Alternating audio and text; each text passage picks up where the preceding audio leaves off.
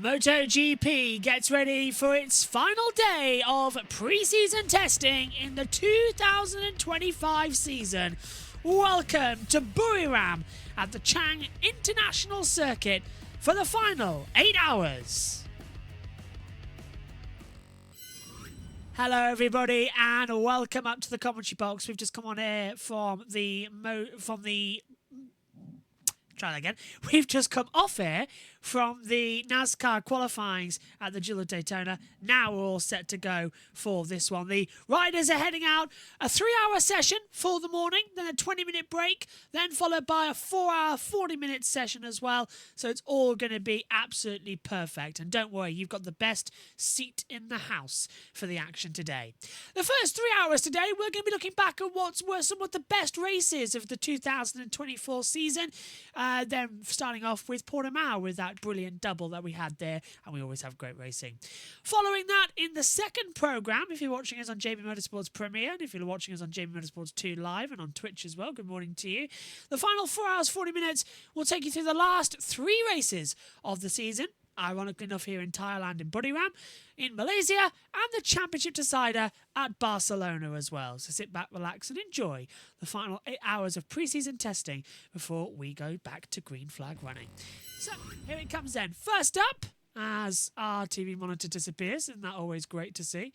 When there's no timing tower, where's the timing tower when you need it? As always, the situation. There we have it.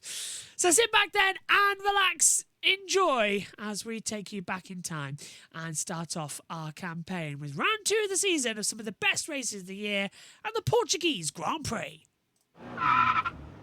Anticipation is rising ahead of the Tissot Sprint. Here's your starting grid. Enea Bacianini on pole position. Alongside him, Maverick Vinales and Jorge Martin. A Ducati factory, then an Aprilia, then a prototype on the bike as well as the Prima Pramax. Further back, row 2, Bagnaia, Miller and Bsky. Then it's Acosta, again out-qualified Marc Marquez's 8th. Fabio Quartararo's best start of the season in 9th, getting through to Q2 for the first time in over a year. Both of them were, with Binder, Rins and Alex Marquez rounding out Q1. Those out in Q2, that went Aleix Espargaro 13th, Digi was 14th, Oliveira's 15th, Raul Fernandez is 16th, then it's Franco Morbidelli, Augusto Fernandez, Johan Zarco, Johan Mir, Takiki Nakagami and Luca Marini lines up 22nd on the grid. The warm-up lap starts and we are underway here at the Portuguese Grand Prix. It is the Tissot Sprint Race. It's a 4.592 metre circuit, 2.83 miles, 6 left-hand corners, 9 right-hand corners, and the first corner here down at Primera. Tau17 says, come on Mark, don't disappoint us. SHT says, hey Josh, evening everybody. And this is where the business begins. Gift says, Mark, please be on the podium today. Anything's possible as they come into it. I want to know where Megan is. She's very late to the commentary box. Here today. Into turn 5 at Tory Vip. You speak of the devil, she appears on the parade lap as well. I nearly text Maddie Patterson saying box, box, box. That's how much I was not texting you throughout this weekend. There's your headset as well to pop up. Oh, do you want me to pass you the headset? And Megan's now, I'm glad she wasn't on the microphone because she's just caught her finger on the chair on the arm here, and that was very painful. Where are you going? Megan has cut her finger on the chair. Okay, so that's an interesting one if you're just watching us. Bagnaia leads the title, 31 points. Binder's 2 back in the championship as well, so they are close between them. So Megan will join a little bit late as she tried to manoeuvre the chair and has cut her finger. I know how she's done it. She's tried to go the side and she's moved the side pods. Okay, that explains it. Right, let's open up the battle cam then with all the information we need for the sprint race. Open up. They come out of Galp. Last corner here, 7 stories the drop. Iran says Fabio Quartararo to me with the go, go, go. They're lined up on the grid now as well. You can hear the bikes revving in the background. What will Bagnaia do? Just behind his team at Bacianini. Ducati's got a great launch device here. Red flag at the front, medical car at the back. Everyone looks to be okay. Actually, just checking everything's okay. Activate the launch procedure with the right height device. Green flag at the back. The Tissot Sprint here in Portugal is under starters orders. 5 lights are on. Lights out, and we're underway, and it's a wheelie start for Bastianini. Bagnaia's going to come through, and we've got 5 riders side by side into turn 1. Maverick Vinales takes the lead. Up into second position goes Jack Miller. Storming start from the Australian. Really great through turn 1. Bagnaia's going to try and fight back. Maverick's lost the lead. Jack Miller leads here at Portimao. Up into turn 4 we go after Lagos, and it's going to be Miller, then it's Bagnaia. Coming through will be Vinales. Martin, Bastianini from 1st to 5th. That wheelie at the start really didn't help him. He's battling with Jorge Martin. At the inside, Marc Marquez forces out Martin, and he's going after Bastianini. Brilliant start from the world champion Marc Marquez. He's really showing them who's boss. Up from 8th into 5th position. Jack Miller, though, with the best start. Absolutely storming as he's got through. Over the hill for the first time. Drops down to turn 9 at Craig Jones. Everyone's got their position safely done. Quartararo's jumped down to 10th position after starting in 8th, but Rins has done the opposite. Started 11th, up to 8th. Great start from him. Brad Binder's dropped from the front row. He's down now to 7th position as well. Vinales come back a little bit too. Awesome start from Jack Miller. There's Marc Marquez making easy meet to Vinaya Bastianini. And now Mark is up into 4th position. Now, Rins is on medium front, soft rear. Quartararo's gone medium front, medium rear. Nakagami's medium front, soft rear. Everybody else is hard front with the soft rear tyre. So there will be a difference to that. Gift says, wow, how did Alex drop so much as well? Acosta has also dropped down to 11th position after starting in 7th. Bad start from him as they come across the line into turn 1. It's all about the drag race with the slipstream battle. Miller will have the inside line, but goes a bit too deep. Bagnaia's trying to come back at him. Vinales right there too. And now we're seeing Bastianini under attack from Jorge Martinez. Marc Marquez has a battle with Maverick Vinales. Fabulous start. Eric says, what is Jack Miller on? KTM, I'm drawing a blank. He's on the KTM, the Red Bull Factory KTM bike. No jump start, says Race Control, as they hurtle down in towards Tory Vip, and Miller's gone wide. Miller's missed the apex by country mile. Bagnaia's going to try and fight back on the inside line. Hasn't got anything there. Big winner at the start, Alicia Spargo, up 5 places. Biggest loser, Marco Bezzecchi, down 6 places. Awesome start to this race. Awesome. Over the top of the hill. Down again through turn 9. Marc Marquez right on the back, trying to capitalise. Vinales just ahead of him, and Vinales having a go around the outside, trying to get a go on Bagnaia. That's going to allow Marc Marquez to look on the inside line, coming into turn 10 and Portimao. He's rubbing. They're rubbing each other. Unbelievable. Marc getting his elbows out, physically touching the side of Maverick Vinales and manoeuvring himself into 3rd position. Bastianini's going right round the outside of Jorge Martinez. Vinales is going to hold them up a bit. Now becomes the inside, coming into turn 14 at Sarges. Miller leads as Martin and battling with Bastianini. They almost make contact, and they're still side by side together. Miller leads. Bagnaia, Marc Marquez up into positions as well. Great start from him on the order as well.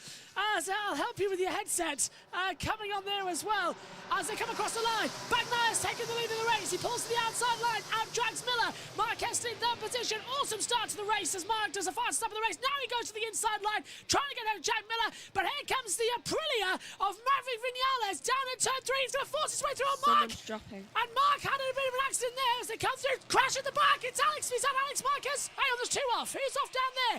It's Alex Rins and Alex Marquez. So it's Rins up. Well, Alex Marquez has gone down 17th. Out of the race goes Alex Rins. Yeah. I've literally cut myself on my finger. Did wonder why you're doing that. Oh, wow. My voice is gone. That chair is even. Really need you to take over. Here it is again. I don't know how. Well, look, there's Miller going wide and Bagnaia slipping through. Right. Oh, he almost lost it there while he was getting overtaken. Look at Marc up to 2nd position. Up the inside and makes a nice move on Jack Miller down at turn 11 into 12 as well. So Marquez might have a stand here for a race win, but Miller's going to fight back at him. Marc shuts the door coming into 14. awesome start to this Tissot sprint. Bagnaia, though, Megan, from 4th to 1st within, what, 3 laps? Oh, that's impressive. I can imagine that a lot of those places happened quite. Got a great launch off. Start. Yeah, but you didn't see the start because you were putting a band-aid on your finger. Yeah. Bastianini Cleaning it. Bastianini got up, launched with a wheelie. He'll get another crack at that tomorrow. Bagnaia straight through the centre, 5 wide into turn 1. Vinales took the lead. Then it was Miller by turn 4, and then Bagnaia got it later on. Into turn 1. Vinales battling with Jack Miller over 3rd position. Miller stays in 3rd. Vinales down to 4th. Look at Martin. He's trying to come right round the outside of everybody. Martin coming to the inside line down at turn 3 at Lagos. Can't get away through there. And everyone, they're all pack racing. It's again another great sprint race. And Acosta, 1:38.678. He has dropped it. He's back up to 9th position now. Started 7th, dropped to 11th, now 9th. He's making moves, but he's slowly coming back into it. I could have sworn I just saw someone else drop. Zarco. Zeki. No, is it? No, wait. Zarco. No, it's Rins catching up. Oh, yours is way behind. Here's here, look. Zarco's dropped down as well, 21st position, and Zarco is out. Zarco's out of the race. Daddy Longlegs. Oh, yeah.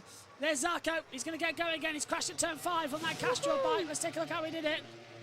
Oh, he just dropped it on exit. Again, really weird crashes this weekend. His bike and his uniform thing looks like Overalls? the Italian flag. So There's Antonio. Oh, Brad Binder too. And There's Binder. why Binder's crashed. Brad Binder's crashed out. So was Digi. Now that's look further back in the background. There it is at the top of the hill. Binder's Right in the crashed. gravel. And yeah, we've got Digi dropping down to 20th position. Brad's crashed out of the race as well. And that is the man who is 2nd in the championship. And as you said, Megan, Digi's crashed out as well. And where's that? Is that uphill? Is that turn 12? No, it's turn 11. So he's gone off at the top of the hill. So already so many crashes, but Bagnaia leading by half a second. Then it's Marc Marquez, but there's 8 laps to go in this race. There's still an awful long way to play. Why are they all crashing? I don't know. It's higher temperatures they've got. The At ones least they don't do a Stroma race. Rins crashed with a medium front soft rear, but the other 2 that have gone down were hard front soft rear. They allegedly spent a ton of money working on putting them out. It doesn't seem safer. No, it really doesn't. It's a roller coaster. We've got no Wi-Fi. That's why there's a problem. Yeah, Mark's gone deep! Mark's gone deep! Sorry to cut across you. Mark's got it all wrong at Tory Vip, and he's left the door open for Maverick Vinales on the inside line. Vinales is having a hell of a day. Well, yeah, Vinales is doing fantastically well. Started in 2nd, dropped back, now he's back up to 2nd position again. Mark's been all over the place, but Top Gun is now going for top dog bag. Yeah, that chair, it hurts. Don't ever catch your finger in it. I've done it. I've got a scar somewhere from it. I've drawn blood. That's how vicious that chair is. Look at the championship, look, quite predictable. It's the same top 3, sorry, as it was end of last year. But now Martin Binder. And Binder not scoring any points in today's sprint has changed the complexion again. There's a confirmation that Binder's crashed out. Don't know what's happening here with the... We may as well not have that on at the moment, to be honest. It's not working really much, is it? That one's the one we're having to stay. Oh, no, it's okay a little bit. Might just take a little bit of time to catch up. A lot of time. Well, don't worry, the monitor's going to be here soon, and we all get it back. That's what I want. Good. Tell you what, I'll swap this out. Well, we've got this one in front of us here with the interval screens. That helps. Look at that. Bagnaia's put out a full 2nd. This time, look, now we've got Nea Bastianini having a go. Is that Martin as well? Yeah, Martin's having a go on the back of Marc Marquez. Bastianini was trying to have a go at Miller as well. Pecco finds a way to get into the lead once again. Oh, yeah. I wonder if we're going to have a... Stop showing me the plastic. Give me the creeps. Is that Zarco back on the track? Yeah. I thought you spotted someone else had gone down. Well, I did. That's keeping up track quite nicely now, actually. Into the braking zone we go. Lap 6 of 12. We're halfway in the sprint race already. It does not take that long. And this is the battle for 3rd position. Can Mark get a podium? Is Acosta... And Matty Patterson said Acosta might get a podium in the sprint and the race as well. Is that our question? He's closing up on the back of these guys. Mark's done well, though, as well, to get a podium again. He has done well to get it. Oh, what was that on there? Is that rain or just dirt? Just dirt, although it's been threatening to rain at Portimao. It keeps doing like that. it's gonna rain. Did it in Formula 1 as well. Because we're higher, and it's a pretty flat, country. It's like Spain as well. It feels like you're in a bowl. The whole time I was in Spain, you could see the mountains wherever you look. Nearly seeing stars was Jorge Martin. The late lunge he did there at turn 13 has got ahead of Marc Marquez. So Martin's up to third. Marc's going to have to try and get the tail back. But honestly, when you're in Spain, it feels like you're in a bowl. You just look around and everywhere you see is a mountain. It's the weirdest experience. It's similar here in Portugal. But the up and downy nature of this track does feel like you're on a roller coaster at several times. Like it. There's where Maddie Patterson is in the media centre, looking down at the last corner. That's where she's watching this race from as she looks out the window. Zarco pits. And that'll be Zarco to retire then. Unfortunately for him, he's out of this one. As they drop down the hill. Yeah, there's the confirmation. Zarco into the pit lane and out of it. Martin's up into third position. So Bagnaia leads. Vinales, Martin, Marc Marquez, Miller is the top five. Bastianini, Acosta, Leica Spargo, Quadraro and Raul Fernandez, Bezzecchi and Oliveira. That's the point scoring positions at the moment. Oliveira doing incredibly well after a poor performance this morning in qualifying. He's right back up there to do well. And look at, everyone's saying, Bomco94 saying, look at Honda as well. They're right down the order in proceedings as well. I don't even think there's anyone inside. Yeah, Mia's 15th, Nakagami's 17th, Marini's 18th, and then already out of the race was Zarco. So with the four Hondas, none of them are inside the points right now. No. One's out, three outside the points. Bagnaia gap between the riders, 0.9 seconds, now 0.8. And Vinales will be starting to close it down. Bagnaia has gone for an abrasive strategy here. Yes, it's hard front, soft rear, but there's always the risk that you're going to have of the tyres failing, as Maverick there had to sort of re-clutch. He had to get a better grip on the accelerator. He let go of it mid-corner. Which is, I suppose it's not too bad for him to do that, given he is faster than Bagnaia right now. So he is. He's a lot faster. The last lap, you can see the lap times being quicker and quicker. In fact, doesn't seem to have lost much time. No, Bagnaia should be right up there. He did that perfectly mid-corner though. Just try and get a better grip, probably to pull it back. It compensated for needing to slow down. Yeah, because you can't pull the accelerator if you like that. You pull it like that. It's better if you go up and pull it back so that it's, when it's full throttle, your hand's flat. It's easier to rock your wrist forward than it is to rock your wrist back. Martin's fastest, though. Yeah, 138.479. He said he was going faster on those section times. Yeah, and he's 7/10 of a second now as well. But Vinales is going to have to pay attention. And here comes Martin then on the back. Marc Marquez is off the podium at the moment, so he'll just be keeping together. I usually don't talk much when giving an opinion on world-class athletes, but Espargaro has been disappointing in interviews. He sounds miserable. I'll be surprised if he competes next year.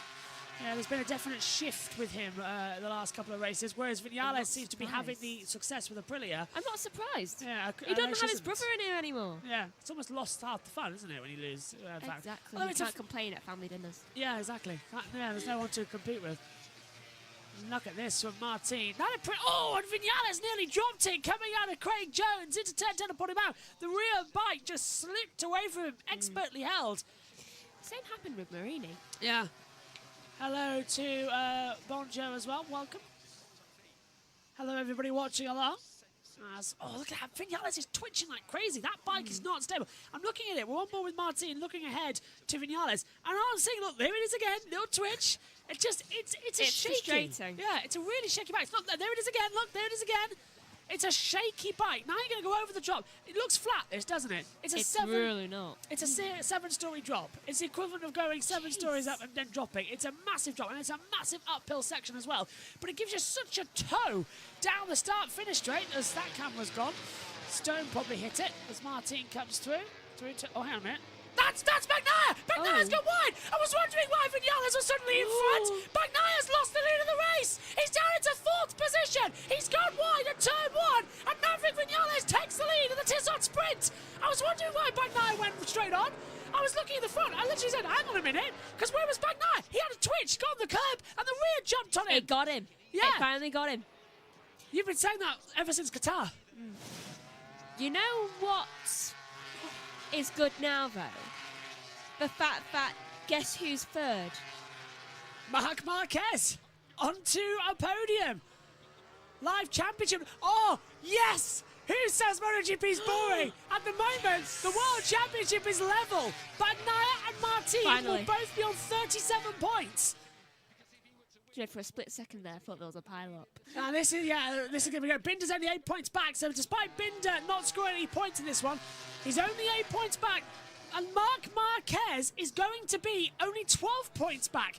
So the championship is blown wide open. But can Martin now take the lead with 4 laps to go, coming up on 3 laps to go? Can he take the lead away from Maverick Vinales? Possibly. And take the championship lead going into the Portuguese Grand Prix tomorrow? That's going to be the key factor here. Kind of hope not. I mean, I think Vinales deserves a win. If Vinales wins, it'll be his first win of any kind since the Qatar Grand Prix in 2021 on a Yamaha. And then later on that year was fired. Exactly. Martin wins enough. Yeah, he won the sprint race last time out as well. They'll be trading blows. Who was that? Augusto Fernandez dropped down into Thank goodness. 17th position. However, I think it's an overtake. No, hang on. Has he gone down? Is Augusto? Yeah. Yeah. Oh, no. Transponder. He's back to 15th. Thank goodness. And into the turn 5 we go. Vinales has the inside line. He goes defensive. Martin is right there with him, and they're nearly touching. So close between them, as it's nearly front tyre of Martin to the rear tyre of Vinales. And Marc Marquez is going, okay, boys, you're too young. You can go out and have fun. I will be the more experienced racer. I'll save my tyres, wait behind you, and then nick it, because he's going crazy. Maverick is literally riding one Top Gun, and I tell you what, Martin is definitely Iceman, isn't he? He really is. Come on, down the hill we go. I know, this is insane. Look at that, Mark's right there. Proper fight. Portugal is brilliant. What a fantastic race this is turning out to be. Vinales again goes defensive through Sarges at turn 14. Galp is the 15th corner. The 7-story drop, and now we've got a run here because Martin sacrificed a little bit of track position there. He's going to get a better run. He's almost got his face down. So's Vinales. They're almost laying on the racetrack. They're that close to the floor to try and minimise the slipstream toe of each other. Marc Marquez is right there. 2 to go in the Tizot sprint. Martin looks to the inside line, but pulls out early. Tries to regain the grip into turn 1. Vinales hits the apex nicely, and here comes Marc Marquez. He's involved in this. 3 for a fight here in Portimao for a sprint win. And the top 3 in the podium as well. Brilliant. Through we go. Up through 4. Who's your money on? I've not got a clue. I'm thinking Marc. Vinales. I'm thinking Marc. Marc's, I think he's going to just try. He's going to come in. He does this, doesn't he, Marc? Oh! Vinales, again, having to pull the throttle back through turn 5. He was, again, so slow at the exit. Martin was able to coast through. He's still second, though. Vinales leads. Yeah, Gift says, my money's on Marc. Let us know in the chat, who's your money on? Vinales, Martin, or Marc Marquez? I'm going Vinales. Considering half our viewership is Indonesian and massive Marc Marquez fans, I think everyone's hoping for a Marc Marquez win here as well. I mean, we all hope that, though. I think Vinales deserves one. General said my money is on Martin. He's in P2. If Marc can do a double here, that would be a redemption. And look how close he's getting.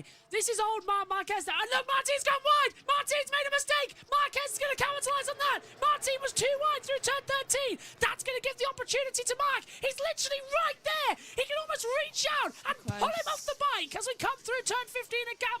Drop down and hit the throttle for one final lap of this amazing Tizot sprint. Qatar didn't deliver. Portugal certainly is. Honestly, it won't be the first time we had a rider push another one off.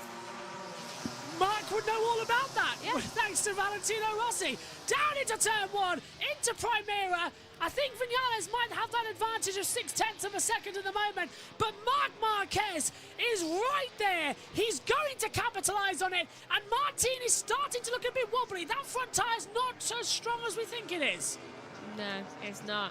Oh, yeah, it was hit so the curbs there too. And that's going to allow Marc. Is he going to go for it? He's lining him up through turn 5. He's going to go for it. Marc on the inside line. Oh, Martin has to lift up. Marc goes too deep. Marc takes second position. He caught Martin, and Martin's shaking his head. You don't want to do that, Sunshine. But the world champion of 8 times knows exactly what he's doing. He really does. Now, that was quite close going round that corner. They are literally arm in arm, the Marquez family in the Grassini garage right now. Alex is on the back of Oliveira as well for the last point in this sprint race. Maverick Vinales, though, has pulled out a second. Unless he makes a mistake on his own, he's going to win for the first time since 2021 on a Yamaha in Qatar. And it'll be a sprint race win. He still wouldn't have won a Grand Prix, but it will be his first win for Aprilia. Hopefully, it'll open up the floodgates. But here comes Marc Marquez. He's still got 9/10 of a second. It easily could go wrong at any moment through the last corners. We saw Marc crash here this morning in qualifying number 2, but it's no problem for Vinales. Top Gun is back on top step. Maverick has found his goose again and wins. Yes! Good news story for Maverick Vinales. You are a winner for the first time since 2021. Yes, it's a sprint race, but you win. Yes!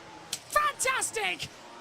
They've been waiting for that for so long at Aprilia. They had all the joy last year with Aleix Espargaro. They wanted it to be Vinales, and he's done it in fine style. Marquez is second, and he's celebrating like it's a race win. And Martin finishes third, Bagnaia fourth. The championship is as close as ever. Fantastic! That was amazing, and I knew it. I knew Vinales would win. He deserves it after not winning anything for so long. It's a sprint win, a first sprint win for him. Can he do the full distance and get a Grand Prix into it? He's crying on the bike. That is so good. The man who was fired from Yamaha mid-season went to Aprilia after the summer break in 2021. He's built that team up with Aleix Espargaro. Aleix had all the joys last year with sprint wins, title challenges, race wins, but never did Vinales get a sniff. And now the dog has had his day. Maverick is on top gun It's his form. turn. Fabulous. That is a brilliant news story. It's finally his turn again. And it's about time. Martin in third. It's a Spanish 1-2-3 in the Portuguese sprint in the Algarve. Fabulous. And we've got 24 laps tomorrow where anything could happen again. Do you reckon he might be able to win it? I've got a good feeling he's going to get it. I reckon it'll be a fight between him and Marquez. There's the move. Mark diving up the inside of Jorge Martin. Prima Promac weren't happy with that. Martin literally had to lift up as well, but I think it's all fair for Mark. He gave him plenty of notice he was going to be there. Oh. He did. Old Mark is back. Old Maverick is back. Oh, yes. That's a good news story. That is a brilliant news story. We've needed that for so long. We have. Oh. 24 laps tomorrow, can't come soon enough. They'll go hard front, medium rear tomorrow. Some people will try medium front, medium rear again. Look at the championship. Bagnaia will lead on 37 points. Martin will be on 35. Binder, 29. Marc Marquez, 27. There's a 10-point gap separating the top 4 in the championship. That is so close. Everyone's loving MM93. And there's the moment that ruined Bagnaia's lap. Just ran straight on at turn 1. And we're all happy for that because Vinales deserved it. We're feeling adrenaline with your voice, but thanks. Oh, well, we're feeling up in the commentary box. You can't not get excited when you're watching that. It's fantastic. Thank you for the lovely words. Thank you to everyone who's watched this one. We'll have the interviews and the podium medal ceremony as well. And I think he's angry. He the perfectionist in Pecco. To lose out after such a perfect start on a mistake of, he made. Oh, this could be fun. It's like he's containing the anger. Yeah. And there's Maverick Vinales. Just listen to the crowd. Yes. They've all been waiting for that moment. 2021. It's such a long time. During that time, we still had COVID. The last time he won anything, COVID was still a major thing. I've commentated on all his Grand Prix wins back from Silverstone in 2016. That amazing wet-dry race we had. He won it on a Suzuki. And then he went over to Yamaha for the main team. For some reason, it's in the paddock now, the podium. Why not do it on the start-finish straight? Why do it in the paddock? That's a bit dangerous. Yeah, really weird to have it in the paddock. There's Susie Perry, right there at the exit, so she's ready to have some interviews. Eric says the crowd that is some MotoGP fans for real. Maverick paid his dues. Look at this. Yes. Right, what do you make of that one? I thought it was very good. Race tomorrow, can you do it again, Maverick? Or is Mark going to come through? Do you know, I've noticed sprints only work in MotoGP. Yeah, they do. They only work here. It's only here, because they've got the tyres to do it. Because they can last for 12 laps. Okay, Max, I'll see you tomorrow. Bye-bye. Bye-bye. They call this place the roller coaster. How much are we expecting to have a fight today? The sprint race yesterday gave us the first ever rider in history to win a race on 3 different manufacturers. Maverick Vinales won on a Aprilia, a Yamaha and a Suzuki. No other rider has done that. Same starting grid as before, though. We take with Bastianini, Vinales and Martin, followed them by Bagnaia, Miller and Bezzecchi, Acosta, Marc Marquez and Quartararo, Binder's 10th, Rins and Alex Marquez, and it's Aleix Espargo, D'Antonio Oliveira, Ralph Fernandez, Morbidelli, Augusto Fernandez, Zarco, Miller, Nakagami, and Luca Marini starts at the back. Formation lap starts, and Megan, the big pressure is exactly what they're going to go for, because hard front, medium rear seems to be the tyre to go for, but Quartararo yesterday said, I had good pace on the medium front, medium rear, I could have done the whole race. So we've got a real split of strategy here, going down towards the race start. There is quite a split on strategies. So, can I ask, what tyre... Do we know what tyre compound Marini's on yet? No. Because whoever it is, I wouldn't advise it since he just had a terrible start from formation lap. Hasn't actually come up yet as well. We'll just get warm-up lap. We'll get the blog on if it started. Sprint race, so no blog. What's the point in having it if it doesn't work? We'll switch to the battle screen. In case it decides to work? Yeah, that's the point. We'll see if it does. Best attended Portuguese Grand Prix ever at the Autodromo International do Algarve. 41% increase on last year. Tell you what, I'm shattered. He is. Oh, I think I've had a total of about 12 hours sleep across the last 3 days, which isn't a lot at all. It really isn't. You need to go to sleep tonight, like, early. As soon as you finish that one, I expect you to do a quick off and then go to bed. Yeah, that's NASCAR later on as well. So, interesting fact, I couldn't get to sleep until 9 o'clock this morning. Actually, I think you'd just woken up and I just fell asleep.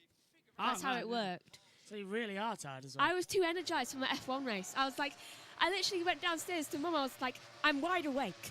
It was so good though, wasn't it? Yeah. And this could be even better after the sprint race yesterday. I don't think I've got the voice for it. Have you got the voice? Yes. Good, you have to take some of it. Literally, I went downstairs and I was like this. It's like, I'm wide awake. And that was at like 7 a.m. We've been over for like an hour and a half. Well, I've been up since 10 p.m. 8:45 p.m. last night. It's now, I've been up for about, 18 hours now? But I had a 3 hour nap in between. So let's add that out as well. Anyway, they come to the grid. 2 points the gap in the championship between that of Vinales, Bagnaia leads and Vinales second. So that's getting close. Bastianini lines up now on the grid. Bastianini kind of just did a little jolt thing as you were coming down to... Well, you cut your finger yesterday before you realised... Yeah. Oh, it looks okay. Yeah, it looks okay. But it hurts. On the launch yesterday, he came up at the start, so watch out for that again. That whole shot device has not been working for the Ducati. Watch out for Bagnaia as well. He starts fourth on the grid. Another direct shot. But watch out as well for Jorge Martin. Green flag in the back then. All eyes to the lights. The Portuguese Grand Prix in the Algarve is under starters' orders. Pull the throttle back, and we are racing in the Algarve. Miller had a bad start. Vinales gets a great one. Coming through in the middle. There goes Martin straight to second position. Bastianini's going to lead, but into turn one. Martin gets in, and Bagnaia's down to third. Already, Jack Miller's dropping back a bit. So's the gas of Pedro Acosta. Into Lagos we go at turn 3. Round the outside, there's Vinales keeping on. Marc Marquez is up there as well. He's battling with Brad Binder and Jack Miller, the 2 KTMs, having a battle with the Grassini. Acosta's just watching back as we head into Tory Rip for the first time, and it's status quo. If you want an opportunity to see what this championship battle's going to be like, Martin leads like he did in Qatar, up into second. What was that? A winglet come off the side there of the bike, and Marquez is battling with Bagnaia, and Bagnaia's up there, but there was contact. Binder's gone down to 8th position now, and there was a bit of contact going around one of those corners, and the back of the field is really changing up at the moment. Literally, they can't go around a corner for life. Yellow. Oh, that's why. Morbidelli's crashed down. Oh, that's not good. Franco Morbidelli had an accident here in pre-season testing on a Ducati day, and it wiped him out of the entire test. Morbidelli is out. Rider okay, it says on our timing screens. That's who I saw going down. That's who it was. So Franco Morbidelli on the Prima Pramac is out. His bogey track still hurting him. He's rejoined the race, so he looks like he's just dropped the front. That's good to see that he's got going. No, it's not. Look at Marc Marquez right behind Pecco Bagnaia. So race lead, it's Martin, Vinales, Bastianini, Bagnaia, Marc Marquez top 5, Miller, Acosta, Binder, Quartararo, Rins as well. No jump starts from the stewards. But look at Marc Marquez. He said his main four. Oh, he fell this morning in warm-up, by the way. If you didn't join us, he crashed. That's not a great sign. 3 crashes in one weekend, 4 crashes on a Ducati in one season as well. It's not too bad, but Marc's crashed more this weekend than over the past 6 months or been on a Ducati bike, so he's really struggling to get that sorted as they come through. Little bit of battle between the 2 KTMs with Acosta just waiting at the back. In fact, as Acosta got through, well, he's past Binder, and he's having a go at Jack Miller as well, but hasn't made that full move up the track. I wonder if Acosta can, like, what's the word for when you take something back after you failed before? Gives back, returns, redeems? Redeems. That's it. That's the word. I knew it began with an R. Can he redeem himself from last time out? Alex Marquez has crashed. Ugh. Alex Marquez. If it's not one, it's the other. Yeah, it's not. If it's not one, the other. So Alex Marquez is out now. Has he dropped the front at turn 5? It has. Yeah, Tory Vip. This team ain't big enough for the both of us. No, so if that's what my cat's he's rejoined the race, so yeah, he's just dropped it and you get it going again. But that's going to drop him right to the back of the field. And as I predicted, everyone, Megan, has gone hard front, medium rear tyre. Nobody's gone for that medium front option. Surprised Quartararo didn't. He said he was fine with it yesterday in the sprint race. Oh, he should never have gone against his ideals of the tyres from yesterday. Yeah. So lap 2, on about to start lap 3. Race leader is Jorge Martin by around about 0.8 of a second to Maverick Vinales. Can Top Gun find anything? And look at this, Marc Marquez and Bagnaia. Bagnaia's twitching on that bike, coming down through turn 15 at Galp. And Mark's just a little bit of an up there. Yeah, across the line. Yeah, it was. So weirdly, he shouldn't have gone that far up. Timing towers finally activate 3 laps into the race. And Martin at a 139 as we see Acosta trying to have a go at Jack Miller. Not going to work through there. And he's going to find it in Lagos. Overtake. Well, Acosta and Binder's going to fight right back on the inside and goes round the outside of turn 4. Great move from Binder. And Acosta's going to fight back down to turn 5. Acosta's short victory was short-lived. Trail breaks in, Binder goes a little bit too wide, and he's right there. You can practically touch him. Reach out over the handlebars and just touch his shoulder. Really close stuff, really energetic, and Acosta is going to hold that for the remainder of this race. They're all on the same tyres. It's an even field, really, isn't it? It is, but there's a lot of moisture in the air. Yeah, that dust that's been blown in as well from the African plains. Manny Patterson was talking to us about it in the qualifying session as well. There's dust. Yeah, it's dust. I hate it when there's dust. I remember when we got dust here. I mean, you couldn't go outside without thinking, I need goggles. Yeah, Mandy Patterson said that when her and Simon went to the rent-a-car in the morning, you could wipe your finger along the side and it'd just be full of dirt and it'll leave a mark, and no matter where it is. So it's laying across the track, so it's greasy and it's dusty out there, and that's why we're seeing so many fallers. Look at their helmets. Look, they do have helmets, yeah, as well. I think, as well, some of them have taken the opportunity to have, like, a little, they had it coming, a little respirator just so that when you breathe in at the front, it just changes a little bit of the air. You don't want to be breathing in dust. Yeah, as they come across the line. Otherwise, they'll just sneeze. Yeah, sneezing on a motorcycle must be more painful than sneezing on a main Formula 1 car, but also more deadly. Yeah, it is. It's weird what the senses does to you, because you don't, when you're racing, you don't really tend to sneeze that much. Really? It's like the adrenaline takes over and the senses go through. You don't sneeze. In fact, I've only ever heard of drivers and riders urinating during a race, because you can't hold that. Have they ever thrown up? Mark Webber threw up. It's Fuji 07. Maverick Vinales threw up in practice, I believe. He's got gastroenteritis as well, so it's coming out of both ends for Maverick, and he won the race yesterday, and he's P2 today. Someone clean the seat. He wore a mask and parked firmware as well, and I thought to myself, that's a good idea. Doesn't want to give it to me. It's not going to stop anything. It's gastroenteritis. Unless somebody is behind him for any reason, it's not going to be the same thing. Yellow flag. Yellow. Fernandez. Which one? 25, so wow. Raul Fernandez has crashed out, and I bet that's at turn 5. I bet he's dropped the front. Let's have a look. Oh, he hasn't told us. Oh, here it comes. Hold on, where's Raul? just at the beginning of Sector 3.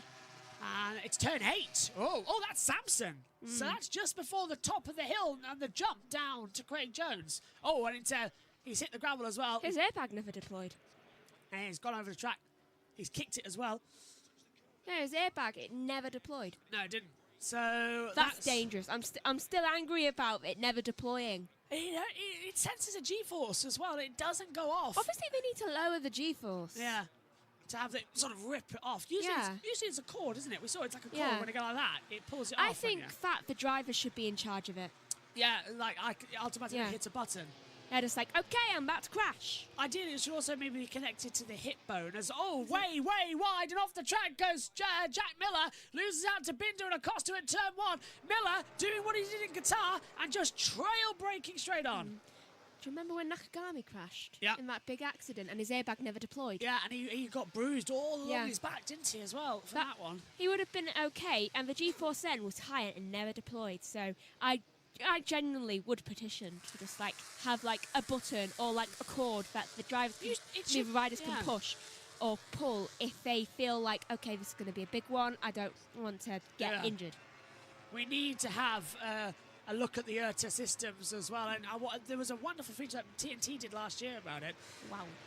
Yeah, that's the big drop. We can actually see it there, can't you? That's how much it is for the roller coaster coming out of Craig Jones, just downhill massively. Great pictures there if you're watching along with us on the TV. I know many of you sync up the commentary, but it's getting quite close now, isn't it? As Acosta right on the back of Binder, coming into turn 13. Binder holding that inside line of a 6th position. And Martin, I've got to finish just saving his tyres. I think Viñales is doing the same thing here. They're just easing it through. They don't want to run it too late.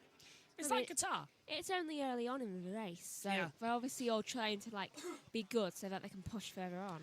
Got way too long of this race to go at the moment as they come out of it.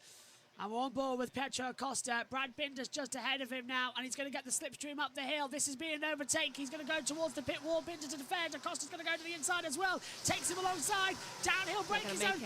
Look at the rear of Binder. It was understeering like crazy on the rear.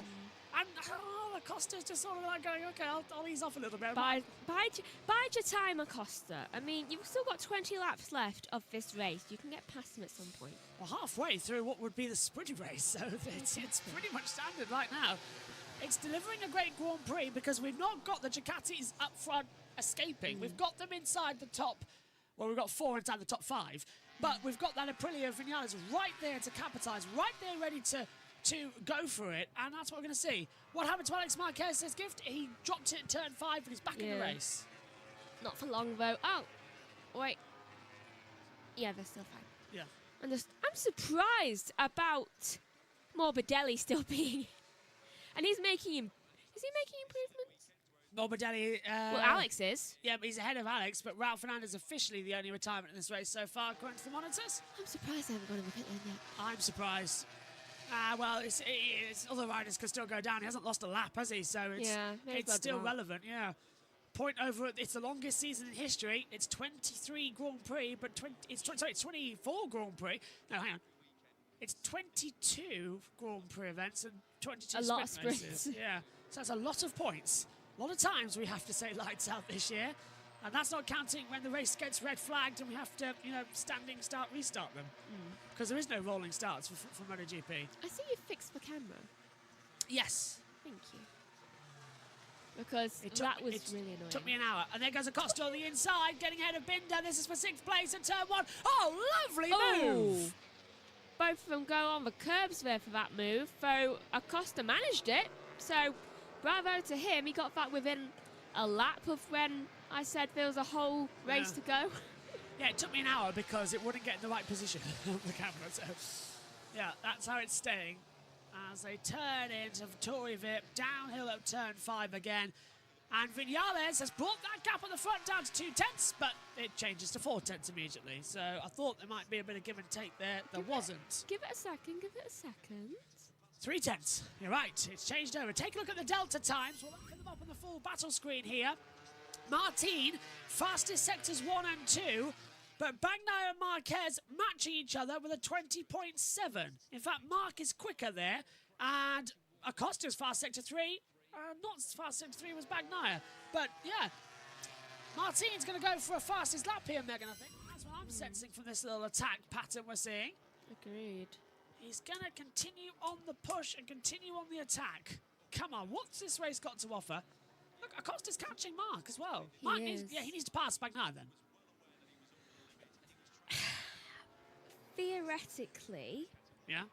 If Mark continues being at this pace, like if we look. Oh, Mark dust. Someone's kicked the dust up at the last corner. And here comes Acosta's going for it on the inside line. Can he outbrake Mark Marquez? It's turn one. He's got very, very close. They're both out of shape. And still Acosta goes through. But Marquez gets the comeback. He can't go through on the inside line. Brilliant defensive work from Acosta. He takes 5th position. This is again proof that the 2-time champion, the young up-and-coming kid, is brilliant. He is, and I'm impressed that he got around him so quickly. But I am a bit concerned with, given how much he's crashing, with the timings of Marquez. Not because he's going slow or anything, it's because I think he's going way too fast. He's pushing his tyres way too much, and it's just going to wear it out and increase the risk of him crashing. They've had trouble heating up the tyres all weekend. Everybody has. Look at him now. Especially, he's pushing hard, isn't he? He's slowed down in the 2 sectors. Yeah. Exactly. Compare that to Acosta, who set fastest red sectors across the board. So, there is a change happening out there on the track. He's pushing too much. And Acosta is just sliding the bike. Look at that, coming into turn 10. It's a right-hand corner, and he's turning the bike left. Let's hope that last round, let's say, does not reoccur, given how that ended for him. That was impressive stuff. Mark tried to get the cut back, but Acosta had the pace and he had the exit line. That was cheeky. They were close. Is that a little bit of a knock on the door there? I'm like, here now. Hi. Old man going through there. It's like, hi, I'm you from the past. Reminded me a lot of Marquez actually last year. Here's look at Vinales. He's in the toe now. 2 tenths across the line, Megan. Right. So, quite close going into. Is that turn 1? Yep. Yeah. Going into turn 1, Vinales is really trying to catch up to Martin, but when I'm looking at the times, he is slower. He is slow. Oh, hello. What's happened there? Antonio got passed by Augusto Fernandez. Yeah, so they've changed over positions. As Bagnaia is actually slow by 4 tenths. He's dropping off the pace here. Acosta's going to grab him. Let's look at Bagnaia's times. Well, right ahead, the gap is 1.1. Right behind 0.3 on the dashboard it's come through. What's Bagnaia's times telling you, Megan? He is the quickest in the top 5. Really? Bagnaia? Yep. So far. That is a surprise. He's quickest in Sector 1. And Sector 2, he is not quickest, but he's second quickest to Acosta. We're seeing it now on the Delta screen that we've opened up for you on the timing monitors. So, and Marc Marquez coming into the battle here. So they're all staying together. This is an unusual MotoGP race here. It's feeling more and more like we're getting a Moto3 race. It does. But even Moto2 was good with the new Pirelli rubber, so... We still have 17 laps to go. We're getting good racing this season. That's what we like about it. We don't want predictable winners. Exactly. Those are boring. Well, did Martin crash out in Qatar? What happened to him? He dropped back, didn't he, a lot? Yeah. Yeah. His Bagnaia won, predictably. I don't think he crashed, though. I think he almost did. Yeah. There was something. I can't quite remember off the top of my head after all this weekend. I remember Acosta dropped. Yeah. Into the braking zone for turn 1. Bagnaia just having the front. Acosta's right there. Marc Marquez just behind him as well as they come. Turn 3 at Lagos. Now do you see why I keep saying it has become into turn 3 and into Lagos. I get it. Into Lagos. Turn 3 is called Lagos. I love that little joke. Look at that. Martin, if he wins this race, will lead the championship by 10 points to Bagnaia, 60 to 50. Vinales has been on 39. Bindorf 38. I like that standing. I want that to increase in both Martin and Vinales' favour. Vinales might have a win here. I want him to win. I need him to win. I thought that it might align, and because we've done 33 broadcasts this weekend, at the end of it, Binder might win, but it might not happen that way. I mean, he's in 7th. I mean, it's not out of the realms of possibility. There's still 16 laps to go. Nothing is impossible in MotoGP, and we've seen that several times. Martin and Vinales are trading sector times, so they're still close together. The gap now 0.4 of a second. And that moisture is getting heavier. Really heavier, yeah. I'm going to try and turn that blog on again before, so take us through, Megan. Right, going into the next corner. I don't know which corner this is. Turn 14 at Sagas and then come out of 15 into Gap. Right, we're going on to turn 15 now. And can he get close? He's trying his best. Acosta, I mean. Acosta's trying his best going up to the line. He might be able to get a little bit of time going around the inside next to the pit lane, but no blog. He can't catch up. Going into turn one, yeah. There's no blog, so we'll have to sort that. I wonder why there isn't a blog. I'm going to have to talk to Simon Patterson and say, are you doing a live blog for the race yet? And we'll have that on instead. As it's only right, really, because we won't be Maddie, so... Cross the line we go then. Look at the tyre. Well, that's a useless graphic if ever I saw one. The tyre choice. We know everybody's on hard front, hard rear. Hard front, medium rear. Everybody's the same. No one's changed it. They've all chosen the same factor. I don't know why they wanted to show that. I think they had to get the Michelin graphic in somewhere for this one. As we're on board with Acosta. We've stayed with Acosta for a long time here. Oh. Primus says Marquez. Oh, Marquez. He's P6 at the moment. In the top 10, there's only one person not improving. Who's not improving? Quartararo. Yeah, he's P9, isn't he? Yeah, he's not improving at all. That Yamaha should be improving at this circuit. He's won here before. That's the weird thing. He was once very, very quick, but for some reason, I think that information of how to be quick has decided to leave his head. Yeah. He didn't crash at all, did he? No, he hasn't crashed since. It's just the bike has been absolutely poor. They need to change that back to how it was. Oh, they had, for the first time in over a season, both riders did get through automatically to Q2. Quartararo and Rins were But before they inside. both were in the top 5. Yeah, and winning races. As Acosta's got a lovely run on Bagnaia down the straight. Is that KTM Gas really faster than the world champion? Yes! Yes, it is! On the inside! And the young kid's got him! He trail breaks in! He's got it! Hasn't got it stopped! Bagnaia pays him back! Oh, good try, Pietro! Good try! Come on, catch up, catch up, catch up. Marquez is here now as well to have a go at him as they come through Largo at 4, down to Torrey Vip at turn 5. Acosta should try his best to pass Bagnaia because then the rivalry that's between Marquez and Bagnaia will just take them both out. That's true, yeah. So let Mark through and let these two just fight. Yeah. Let's have a look at it. It was a good attempt, but he just couldn't get it stopped into turn 1. Oh, and there's the wiggle. And cheeky from Bagnaia. Would you consider that pushing off? Cut back on the... He had nowhere to go. I think that's just within the rules because he was out of... I think Acosta was too out of control for it. He was a bit out of control, but it's something to watch. Pecco says Narco Jr. as well. Really is getting this one. Pecco in 4th position. Acosta in P5. Marquez P6. And the battle for the lead is still there.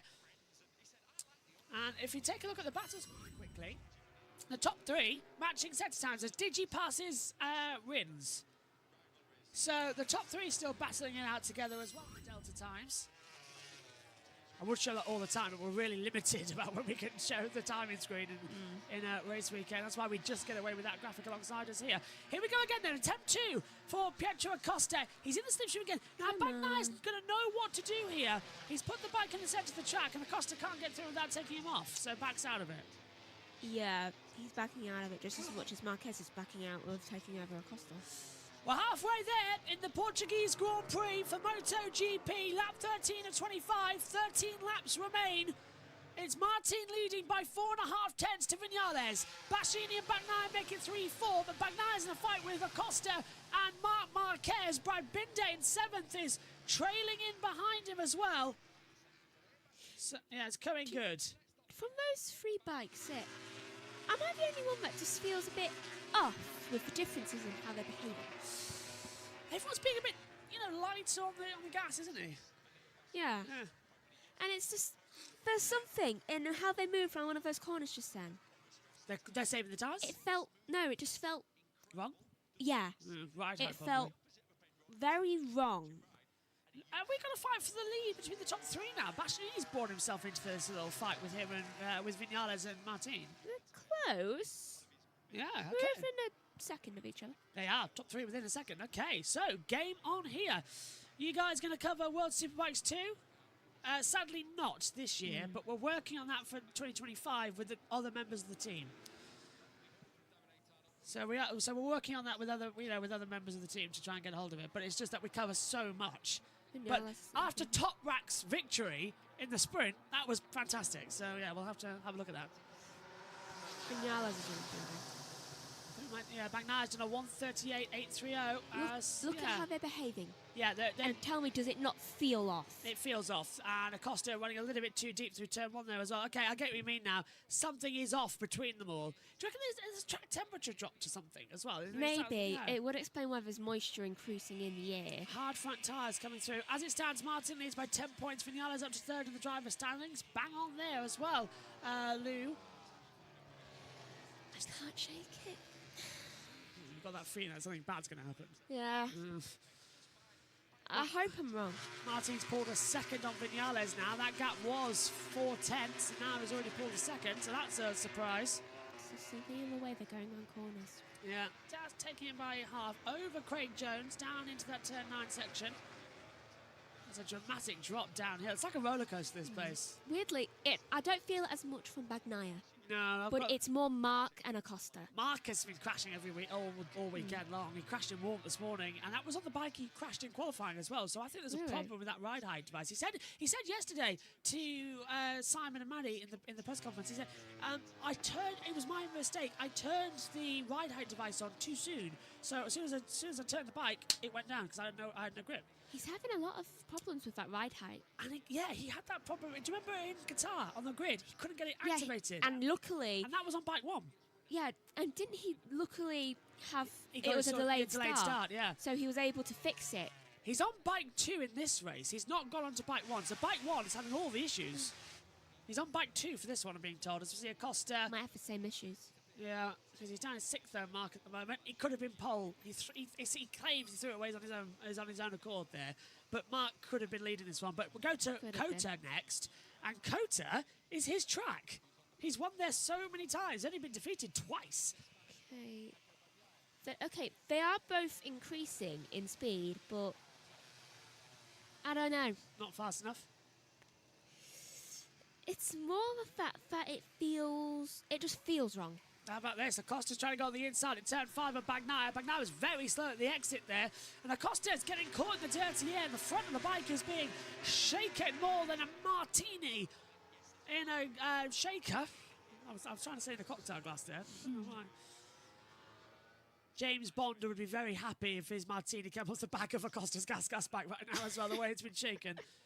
Oh, the camera's shaking as well now. Look, is it me or is it raining?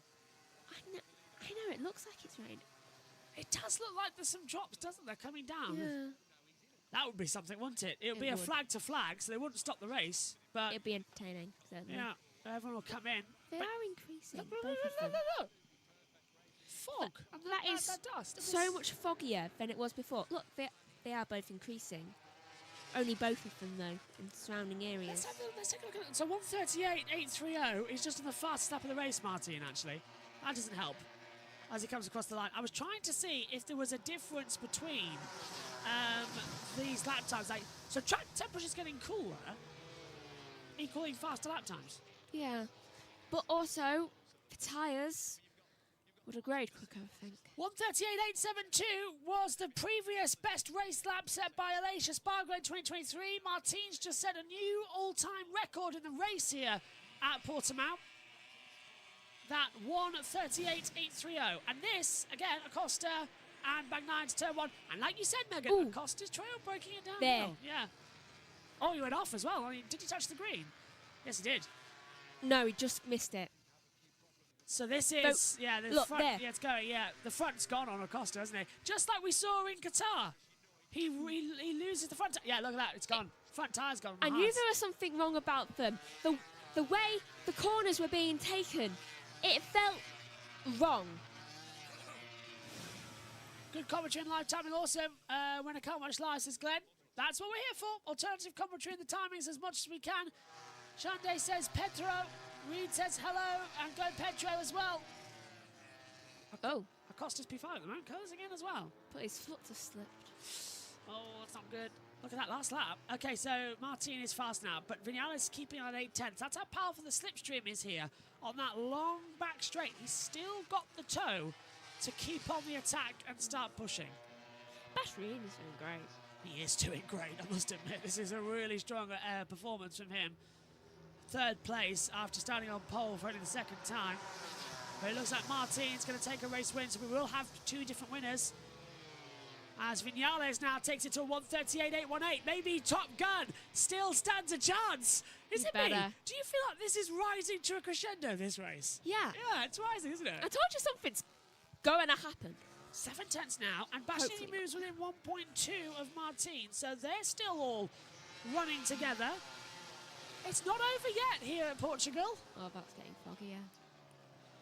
That dust storm. There's nothing on after this as well. This is the last action of the day, so that dust for MotoGP, not for us. It might miss them. Yeah, we've got 90 minutes to get ready for IndyCar, and then we've got an hour and a half again, or an hour break until NASCAR. Can have dinner with that too. Yeah. We go off in half an hour's time, just let everyone know. 3 o'clock. It's getting in there, isn't it? Come on. Oh, look, Mark's catching Acosta. Mark's within a 10th now. 8/10, sorry. How's Mark taking his corners? Oh, we can't see him yet. I know. I wish we had... I tell you what, though. There he is. There he is. He's looking at... Yeah, the front's coming up a little bit. I wish Dorna... I think F1 TV's now got the superior product compared to Dorna's Video Pass. But I wish... I wish there was red buttons. Yeah, I want to see... I know you can go on board with any rider, but it's only 4 onboards. Yeah. And I wish we had that multi-screen in here. Although, ideally, I want like a... You know, my television upstairs? Yeah. I want one there, and then I want 2 here for this, and then that and that. We can't really have one there at this moment because of this. No, I attach it to a bracket, and it switches on like that, yeah. So they're there and there on the back wall. Yeah, that would be nice. Yeah, and then we get 2 here, which is this monitor. See what I mean? Yeah. Sorry, I'm just redecorating to tell you what Megan I want in the combox. Because we're watching a 40-inch monitor, which below it has track maps everywhere to know where we are. And then there's a little timing screen just below it, and then Megan's on a laptop because one monitor's got broke. Is this airtime for the race leader? No, but Jack Miller got about 30 metres in the jump over turn 9 early on. Does he come off the ground at all? No. Just as a wheeler. It's foggy, isn't it? It's that smog is coming in on the circuit now. It's getting heavier. Yeah. Pedro Mark is long. He can't pass Pedro yet. Right. I want to see how both Acosta and Marquez take these corners. Alex is in the pits. Gonna say. I know. I thought for a second. I looked down and saw Marquez. I was like, what? But it's Alex Marquez enters the pit lane to retire. He won't last long. You did say 8 to go, and where is he? 21st. Yeah, may as well save the engine of the bike. Morbidelli, I'm surprised at. I think Morbidelli might do that soon. I think he might come in. I think he's fed up of retiring. Actually, if I was Morbidelli, I would keep going. Do you know why? I never had any pre-season testing, extra test session. True. I'd stay out there. This can be his practice. Yeah. Lost the race, but stay out there for data. That's what I would do. But Alex had pre-season testing, and he's decided to give it up on that one. As SHT says, they should have put M. Marquez and A. Marquez to make it clearer. We just know the numbers. 73 for Alex, 93 for Mark. Round corner 1, we're on board with Acosta. Yeah, he takes a sharper line, doesn't he? Bagnaia keeps his leg down and his kneecap's hitting it. Look at Acosta just shaking on the brakes, but this is over 4th place now. It's the way he goes up. Yeah, uphill, it's so 4. Acosta's just so much more closer to the ground, have you noticed? Yeah.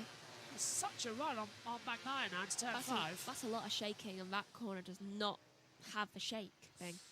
Oh, he's twitching again through 5 against the inside line. Lovely camera angle that. Why haven't we seen that all race? As he comes through. Oh, it's a drone.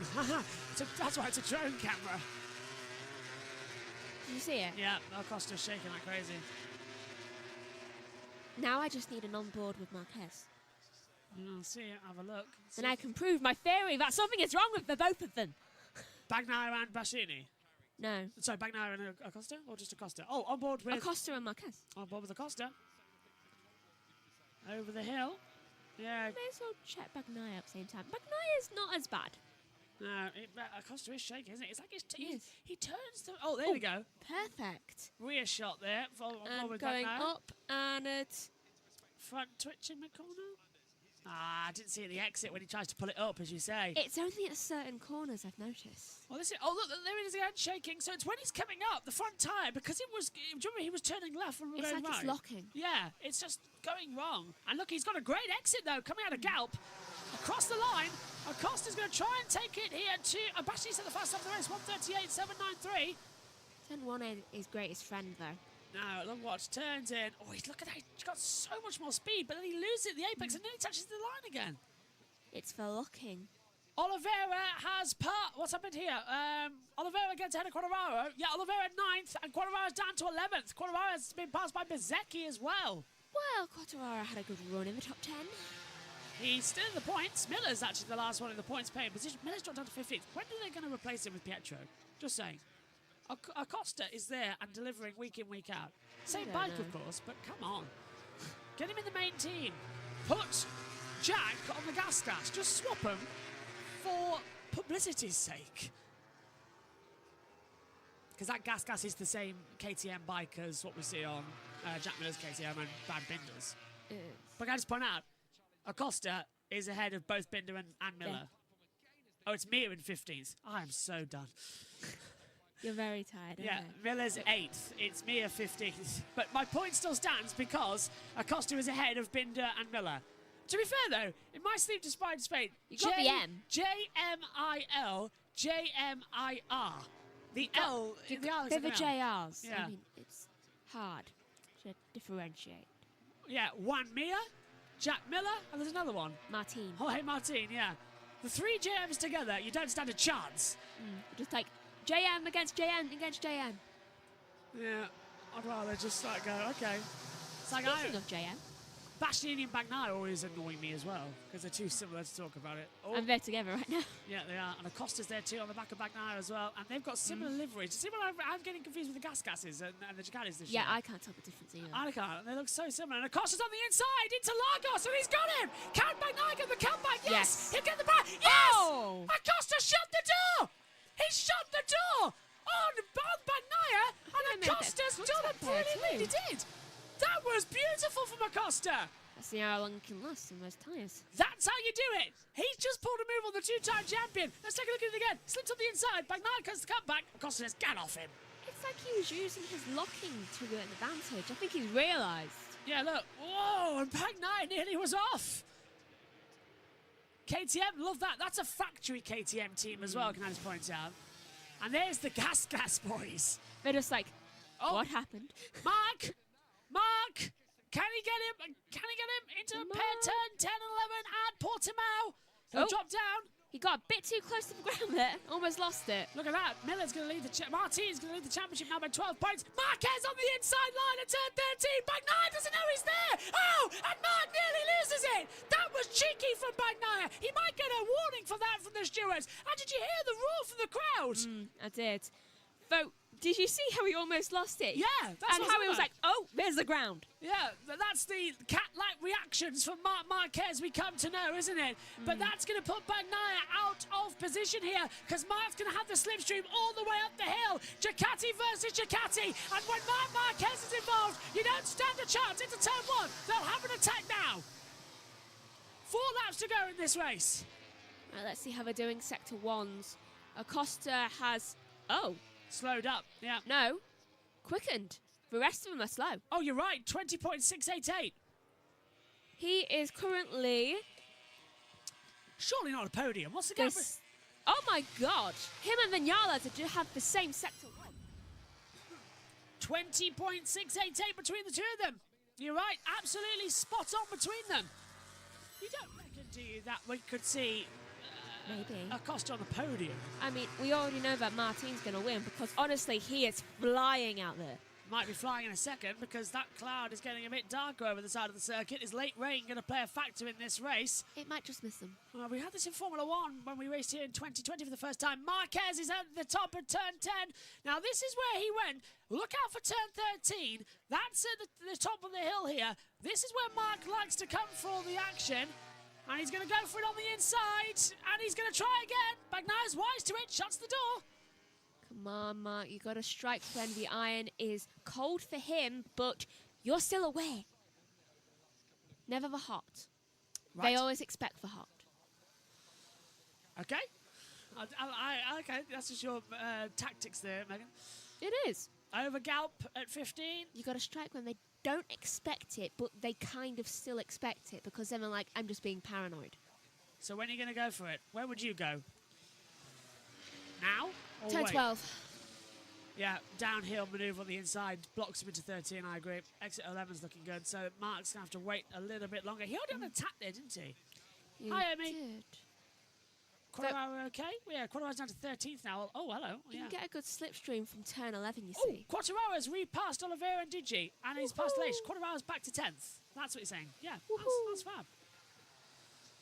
Mark in turn 5. He's going for it. Late lunge. And Mark Marquez, does he get ahead? No. Contact! Bagnaia cuts back on the inside line and takes out both of them. I told you something was coming. The championship leader is out of the race. That's not Mark Marquez's fault. That's Bagnaia's fault. What was he doing? I don't know, but I told you. It was one of them. Mark Marquez has his 4th crash of the weekend, and this time he's taken out. So he's on the inside line. But what's Bagnaia doing here? He come back and he caused that crash. That's Bagnaia being stupid. Oh, wait a minute. Under investigation by the stewards. Mark's arm. Yeah. His bad arm. Yeah, I know. That wheel went straight into him. I hope that hasn't done him any damage. I hope that shoulder's been repaired a lot. And now, Martin's going to lead by Bagnaia rejoins the race. But not for long. That is going to be a severe discussion. Yeah. That is going to be a formal warning for Bagnaia, I reckon. You don't take out Mark Marquez and you don't take out a fellow teammate. You do not do that. And you do not certainly do it by hitting the arm he has been injured on for the past 4 years. He cut to the inside line and what was he thinking? He wasn't going to get the corner. Mark That's not a place to overtake. What corner was that? Turn 5 on the inside line. And where's Mark dropped to? Is he outside the points? Yes. Yeah. He's 17th. Watch now, look. So Mark's on the inside line. Bagnaia tries to get the cut back. Look, his arm. Yeah, and Mark gets hit on the arm. Right at his shoulder. And he landed on it. Oh. Please don't be injured, please. Oh, no. So Mark goes through. Look at his arm. Luckily, I think it was a small enough accident. That's like a knock. Yeah. That might be all right. He might have had it at a right angle, but it looked bad. He's using it, but... I'll tell you one thing. Ducati are absolutely furious. I would be. But I told you it was one of those 3. Bagnaia might need an emergency escape from this place later. Yeah, in a helicopter. And now we've got the top 3 battling with 2 laps to go. Martin's lead is down to less than a second, but Bastianini and Vinales are fighting together as well. I told you I could sense something coming from one of those 3. Yeah. I don't know what Pecco was thinking there. And he's in, he's out. Bagnaia officially retires from the race. Where did he go? Well, he's already last anyway. In Mark's 20th. just coming up to it. Mark's in 17th. He's going to keep going. No, he's just coming up to it, I think. I reckon that might be a grid penalty for the next race, you know, for Bagnaia. I'd give him one. Yeah. I'd give him a grid penalty. 5 places at least. It's too dangerous. Actually, no, 10. Last lap, the call. Mark might want to finish this. Mark should finish it. But that's the championship leader scoring no points. Hang on a minute. Hang on. Is that Vinales? Oh, he's out.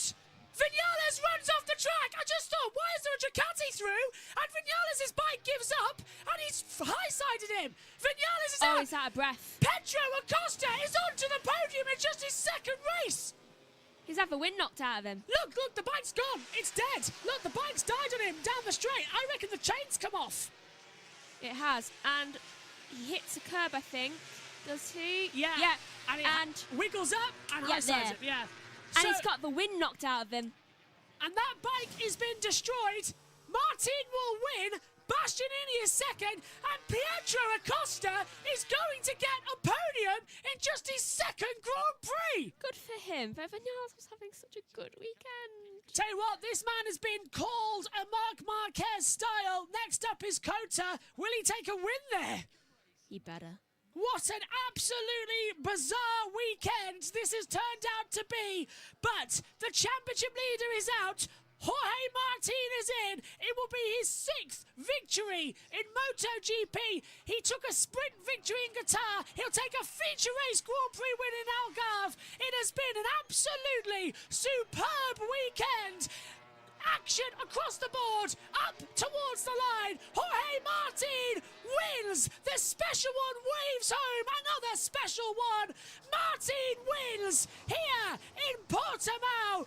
Bastianini is second, and Pietro Acosta gets his first ever podium in MotoGP in just his second start. The rise of a star. Binder 4th, Miller 5th, Bezzecchi 6th. Quartararo will get points in 7th.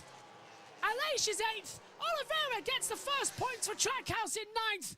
Digi's 10th. Augusto Fernandez, Mia 12th. Rins 13th. Nakagami 14th. Zarco 15th. And Marc Marquez is 16th and out of the points. Marini 17th. Morbidelli 18th. Vinales, Bagnaia, Alex Marquez, Raul Fernandez out.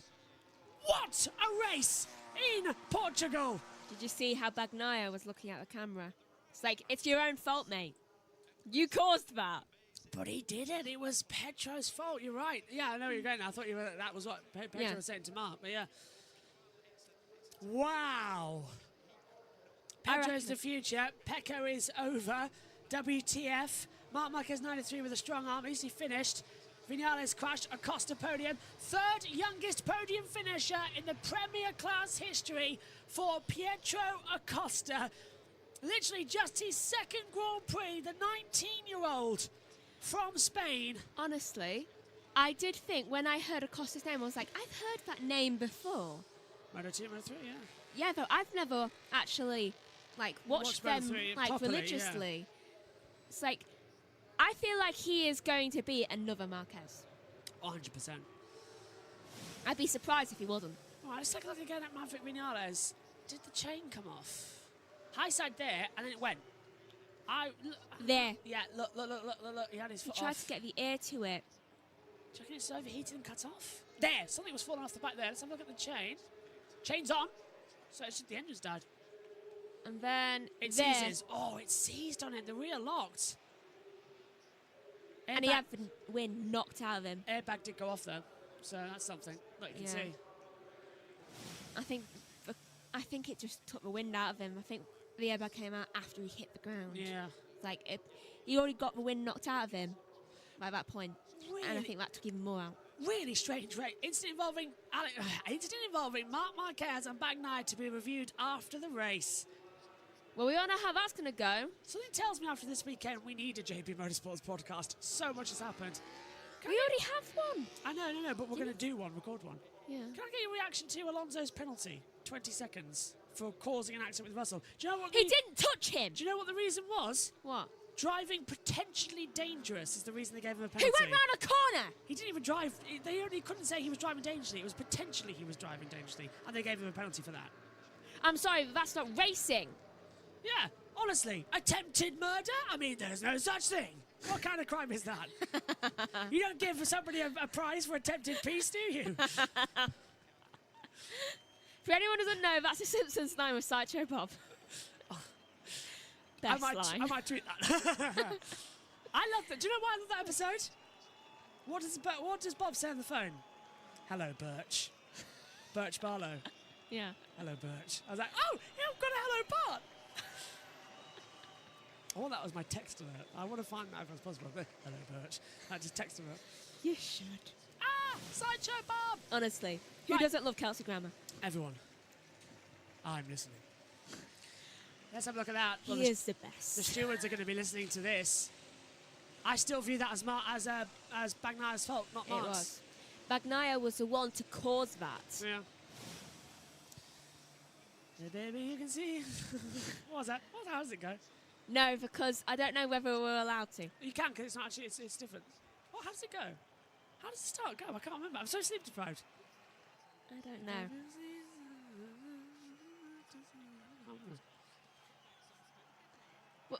We'll watch more Frasier later. Yeah, I can't remember how the opening to Frasier goes. Can we just have cheers? Where everybody... Oh, no, that's perfect, actually. How ironic is that? There's cheers. The cheers box set. Many people say, why is that in the garage? Because if I get bored, there's a DVD player. Okay, the PlayStation. Yes. No, there's actually a DVD player. Nana's DVD player's up there. Really? And so there's a VCR machine. That's a video cassette. That's where the VCR is. Stand up. I can't. Pop your head round there and look up. I remember that. I remember always also used to get told, Baby, don't play with that. Thank you, Kieran. Baby, I hear the blues are calling. Tossed salads and scrambled eggs. There we go. Thank you. That was driving me nuts. They're calling again. They're calling again. Yeah. Maverick has left the building. He's won a race and he won the sprint and he's lost a podium. That's harsh. Can I? You want to go? Yeah, I need a drink. We're going to hear the top three. Thoughts on this MotoGP weekend again, Megs? Surprising. Yeah. Very, very surprising. Well, we'll see you in Spain because you're not in Costa as far as I know. I don't know. I think Maddie's and in there, old Julia, one of the two. So you get a race off. Just talk us through it again, because it went there, didn't it, for Vinales, and then it just dies. Because you see, he pushed the bike down. It's like, what's happening? Turns in.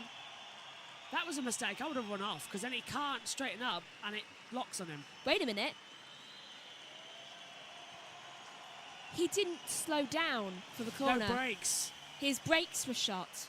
And then it locked immediately, so he lost brakes. Right. Because I just noticed how he tried to make that corner, but he went way too wide. His brakes were gone. Well, it's not the first time Maverick Vinales had no brakes. Do you remember Austria a couple of years ago when he had to jump off the Yamaha and he went straight on into the barrier? Okay. Portugal love Miguel Oliveira. Portugal are going to be loving Pietro Acosta, the brother from Spain. Thanks for your company, Megs. We'll see you soon. As you can disappear if you like. Right. Bye-bye. Bye-bye. The cheers around as Acosta. There's just so many cheers. Thanks, Maxima. Everyone watching on now. An absolute delight here at the Algarve International Circuit. Acosta's on the podium. Fantastic.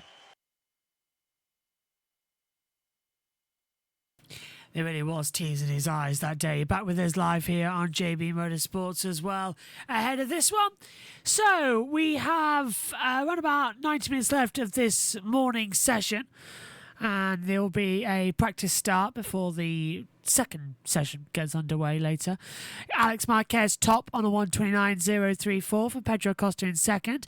Marco Bezzecchi third. Franco Morbidelli fourth, and Ayagura rounds out your top five. Everybody has completed laps this morning.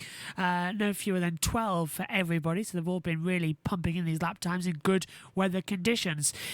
We are trying to get to seven. Where are we at now, actually? Let me get to it. We're at 733 subscribers. Now, we're trying to get to 1,000 subscribers on JB Motorsports 2 so that we can do more content on the channel this year. So if you are watching and haven't subscribed to this second channel, please do. It'd be very much appreciated. Now, next up, we're going to throw back to another classic round. Round 5 of the season, the French Grand Prix at Le Mans. The Bugatti circuit as well was absolutely fantastic at the circuit to the south, and we're going to head back there now as well for round 5 as part of our best races of 2024. Right, welcome to the sprint race. It's a glitchy start from the green screen. Apparently my hair is green screen. So glitchy start. Not a good start. It will be a quick off today. Oh, there, it's stabilised. I'm just going to keep my hair behind me now. Apparently it doesn't like my hair. Too hard to green screen. Right, I am joined by Ian Birch, otherwise known as Dad. in the commentary box. Hello, Dad. Hiya. For this sprint race. I was just trying to work out the last time I drove on this track. It's actually not this track, actually. The 24-hour track is used. It's a main road. Underway? The part of the 24-hour track is a main road. And it's as soon as you get on it, you know you're on a proper surface. And, they bring back memory of this area. We used to stay at a campsite just outside. The warm-up lap is... Somebody's hanging back on that warm-up lap. Well, maybe they just want to save up the tyres a bit more. And it looked like a Ducati, didn't it? It did. Is that the road where you dragged a caravan up it? Yep. I'll tell you what. I've even driven a car with a caravan through the centre of Le Mans, which is full of sleeping policemen. You know, the little ridges on the floor to stop you speeding. Well, they had a big problem with people speeding up and down the high street, didn't they? I would say that would just make them want to do it more. You see, most of the people who come to Le Mans are motor freaks like ourselves. Well, that is the price when you have such a good circuit going around it. And a very well-known thing. I'm just going to stay still because I feel like every single time I move... it decides that my hair must be a part of the green screen. Right, so the warm-up lap is, I think, about to come to an end. Is this the last corner? I want to say it's near the last corner. So, who do you think is favourite for this sprint race? Weirdly, I want to. My mind's thinking maybe Bagnaia. Not right. Martin. I'm going to put Bagnaia in this one. I feel like Bagnaia hasn't really got one in a while. Right. Bassetti had a big crash yesterday, but he seems to be okay. Which is good. Hold on. About to Green start. flag. Sprint race is about to start. Violet, and we're underway in the sprint race for Le Mans. Oh, that is a big... change up at the start. Martin gets a great start. Binder on the left-hand side. Right. Bagnaia got a horrible start, side. though, down to 13th. Going round this first corner, and everyone's managed to keep it actually on the track for once. Bezzecchi is in second, followed very closely by Alicia Spargro. D'Antonio's just dropped 2 places, lost to Mark that is, and Miller.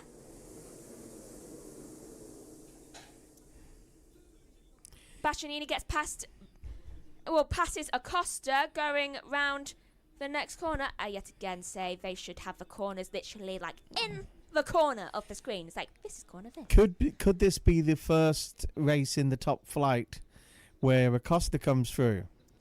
It could be, though I was wrong to pin my hopes on Bagnaia since obviously his bike has not recovered from the crash yesterday. In Vinales Moto2, goes up to 4th.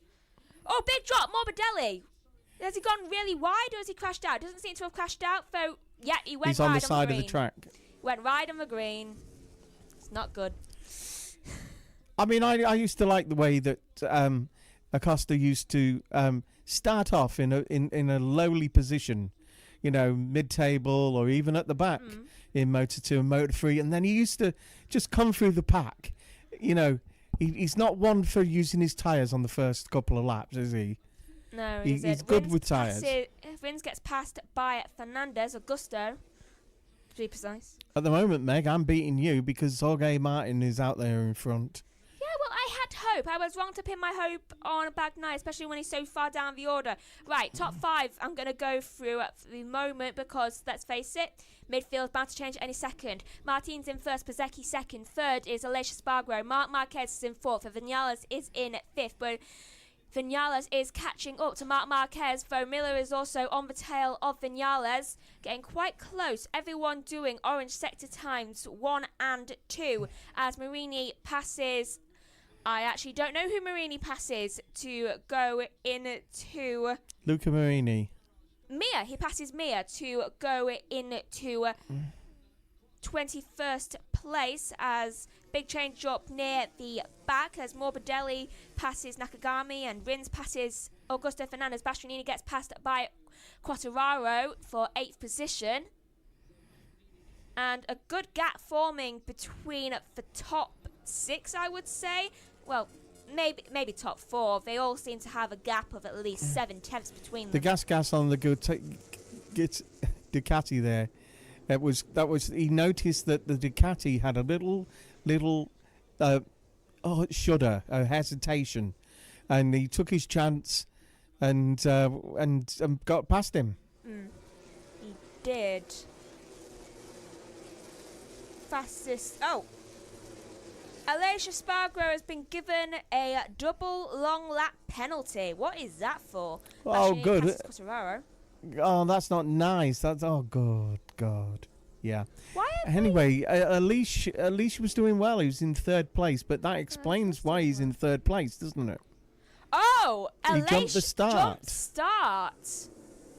That is not good. I want a replay of the start. I want to see him jump the start. I thought the best bit was when Binder came up. Bagnaia going to the bottom of the screen. I'm guessing that means he's crashed out. I'm just guessing. He might have just gone really, really long wide. So let's Bagnaia's got to have gone. Yeah, he has to have gone there. It hasn't come up Unless yet. it's a transponder fault. It could be. It could be a transponder fault. Because I think he's there, isn't he? There he is, off the track. He has gone off the track, though. He is still going. He is somehow still making his way. He's made his way right next to the barrier onto the tarmacy bit, just past the gravel. He's managed to hold it. No, he literally went onto the gravel, somehow managed to hold it. Yeah, and went onto, the escape road. That is impressive, though it has cost him places. And can I change my answer of who might win? Yeah. I'm going to go Bezzecchi. Yeah, Bezzecchi had a bad accident, but he seems to be okay now. I think there must be appealing Aleix's thing, because he hasn't taken any of his double lap penalties, has he? He might not have, but he might. What, he's got to do it within 3 or 4 laps? He might be waiting for it as Nakagami passes Augusto Fernandez for 18th place. Bezzecchi's got the fastest lap up to now, so... Track limits warning. In the early stages of this sprint race. Track limits warning for Nakagami as Bagnaia enters the pit lane. I wonder why. So he's out of the sprint race. Long lap penalty, finally.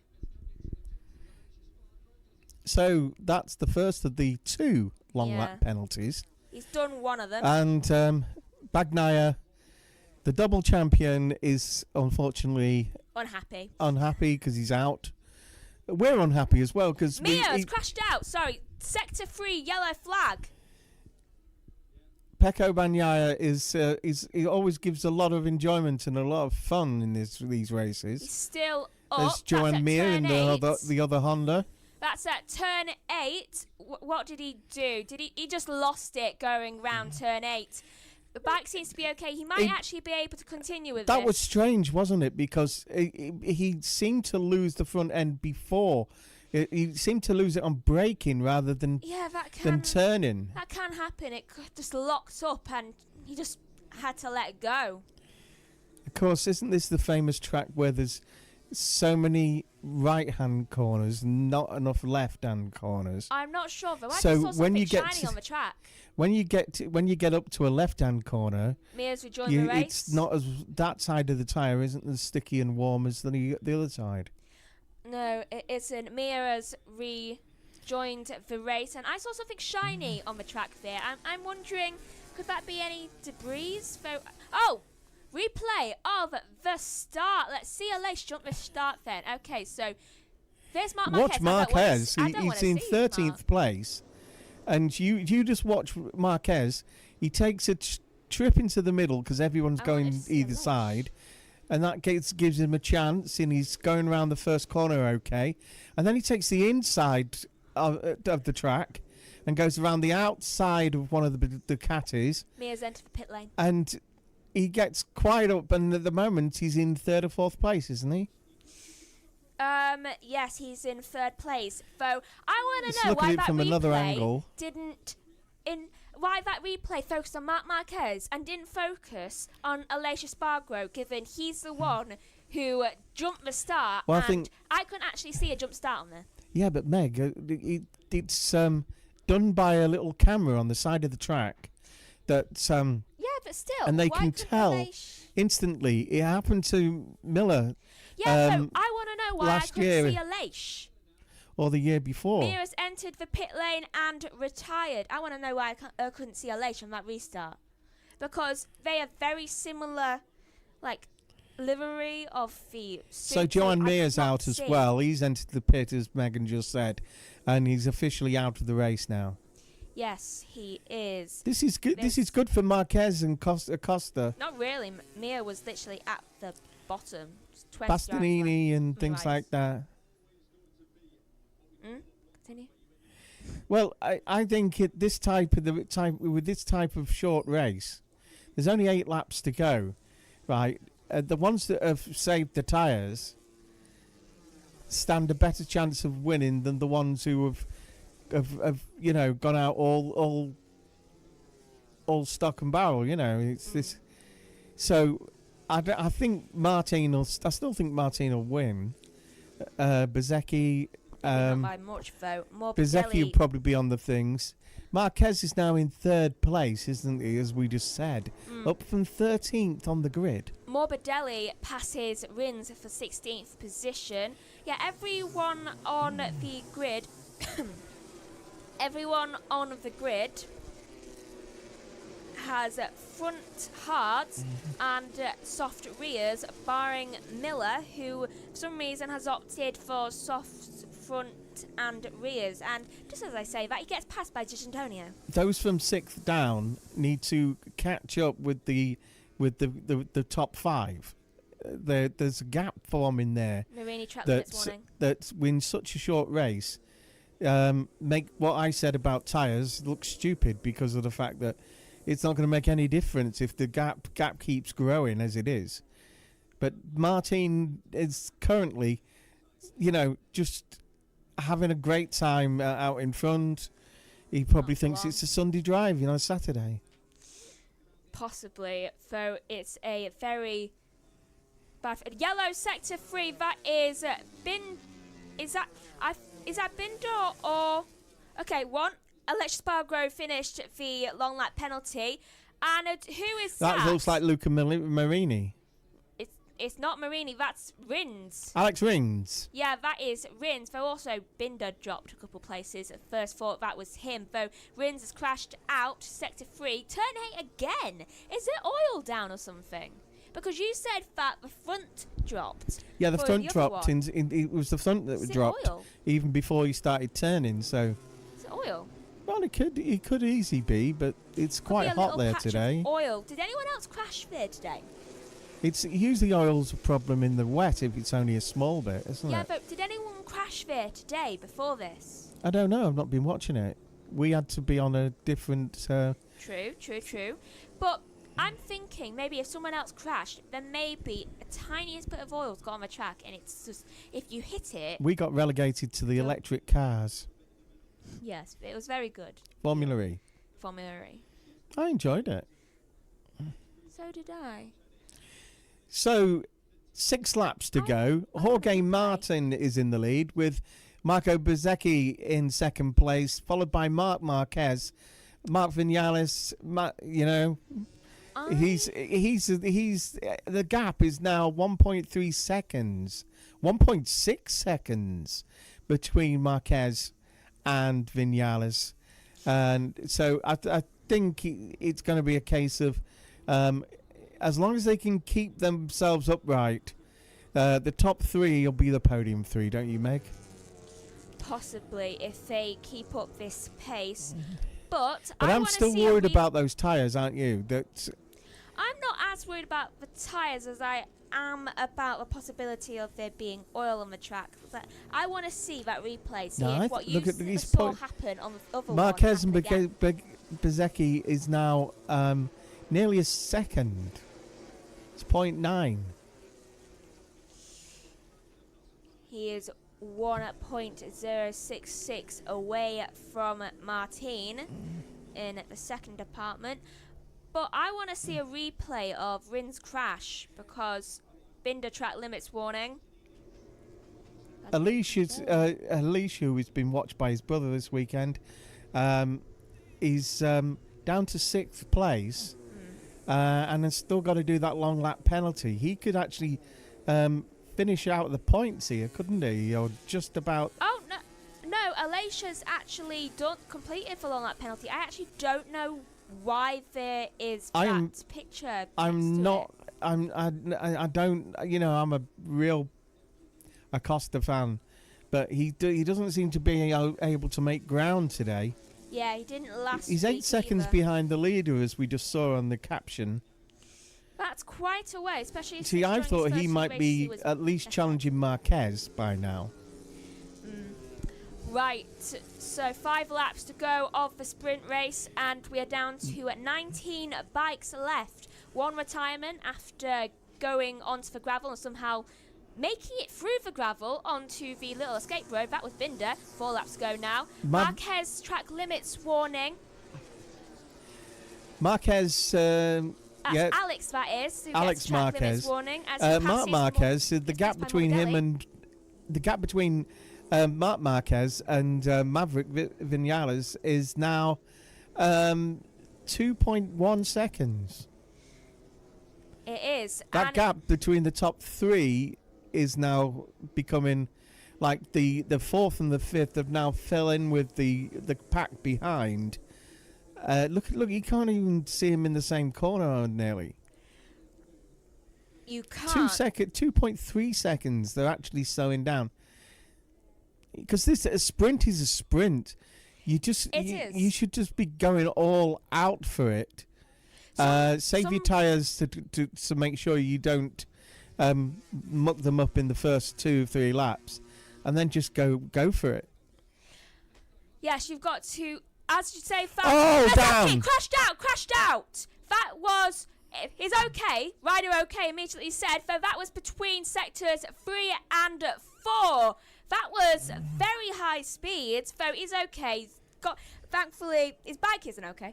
Though he was put onto the gravel, and am I cursing people? I want to win or something because it's the second time. I'm gonna have to pick a new winner. At the moment, apart from Jorge Martin, right, the rest of the podium's looking like the old days, isn't it? With Maverick and Mark. A little bit. Here's a replay. This is round at turn 9. Front just drops away from him, and the bike just speeds away from him into the rest of the gravel trap, and he just gets left behind. So so that front that dropped completely on its own. It was on a. It is on down. Isn't that part of the track that actually, like, the declines quite rapidly? It is. I'm thinking tyres aren't strong enough for that. I'm thinking what we were talking about earlier and what the crew on TNT was talking about yesterday. The fact that there's so many, there's so many on this track that you turn left, or is it right? I think it's left. No, it's right, isn't it? It's right-hand corners, and there's not many left-hand corners, or one of the two. No, there isn't many. So it's a lot of pressure to be putting on the bike and on your shoulder blades, to be honest. I've just got a mark. We've just been given a mark for our homework. Megan got a 9 out of 10, and I got a 3. Homework? I don't know what's going on behind that curtain. Wolf screen. Right, 2 laps to go. Bastianini has a track limit warning now. And currently, the top 3 are Martin, Marc Marquez, and Vinales. Bastianini is in 4th. Morbidelli gets track limits warning as well. And we are down to 18 riders now since Bezzecchi, Rins, and Mir all crashed out. And I suppose Binder... No, not Binder. Bagnaia. Binder actually almost crashed out, I would say. Bagnaia could have crashed out, but somehow he managed to hold it and go onto the escape roads in the pit lane. A lot of the lower ones in this, from Morbidelli, Alex Marquez, Brad Binder, who were a lot higher than that, like in Binder's case and Morbidelli's. I think by the way they're having track limits warnings, I think they were too fast on their tyres to begin with. Yeah, I agree with that, to be honest. Taka Nakayami is the other one. Nakagami? Yeah, he's in 16th place. Yeah. He's got track limits warning. Morbidelli, Who should I curse Alex Marquez, next, by the way? Brad Binder, and Taki Nakayami. Who should I curse next, by the way, to like me wanting them to win and all of a sudden, they're crashing out? The one that's Tell got you to what, I'll do worry... Marquez a favour. Martin will win last lap. Right, the one that's got to worry is Bastianini. Yeah, Because he's got a Morbidelli passes Zarco 12th. he's got a lap warning as well. But as long as he keeps it within those white lines, right, he's still got a chance of a podium, hasn't he? I know it's 0.6, but it's the last lap. He can grab it. Zarco and Acosta also get track limits warning. Whoa, that's onto the green. Happen. Yeah, that's where he got the track limits warning. And they are in their own little separate battles at the moment. Well, they were. Acosta was in a battle, though him going onto the green has kind of put him out of that battle. Zarco, however, is still in his own little battle on both sides. Doesn't if you go onto the green, You get a limits warning. in the final lap, I believe you drop a place, don't you? No, if you go onto the green, then you get track limits warning. If you go onto the green 3 times, then you get a long lap penalty. Yeah, but Final I think sector of the last lap of the sprint race. Martin makes his way round the final corners now. And let's face it, we can't be surprised with him. And where he is 2 corners left now. He has been quite consistent, I would say, throughout the entire season so far. And Martin wins the sprint race for Le Mans. And I cannot be surprised by that, to be honest. He has been very consistent recently. Dad, any words? Yeah, Renault is used to being that high up because he's an Olympic pole vaulter, isn't he? Who was waving the checkered flag. And I won't say anything, Meg, but who won? Okay, Martin won. So we were left... Okay, since this is a quick off, I will do a little run through quickly. We had 18 riders left on the grid. First who won was Martin, followed by Marc Marquez in second. Third was Vinales. Bastianini fourth. Aleix Espargaro fifth. Acosta in sixth. D'Antonio seventh. Miller eighth. Ralph Fernandez is in ninth. Quartararo is in 10th for once. Oliveira is 11th. Morbidelli is in 12th. Zarco 13th. Alex Marquez is in 14th. 15th is Binder. Nakagami is in 16th. Augusto Fernandez is in 17th. Marini is in 18th. And crashing out, was Bezzecchi, Rins, Mir and Bagnaia.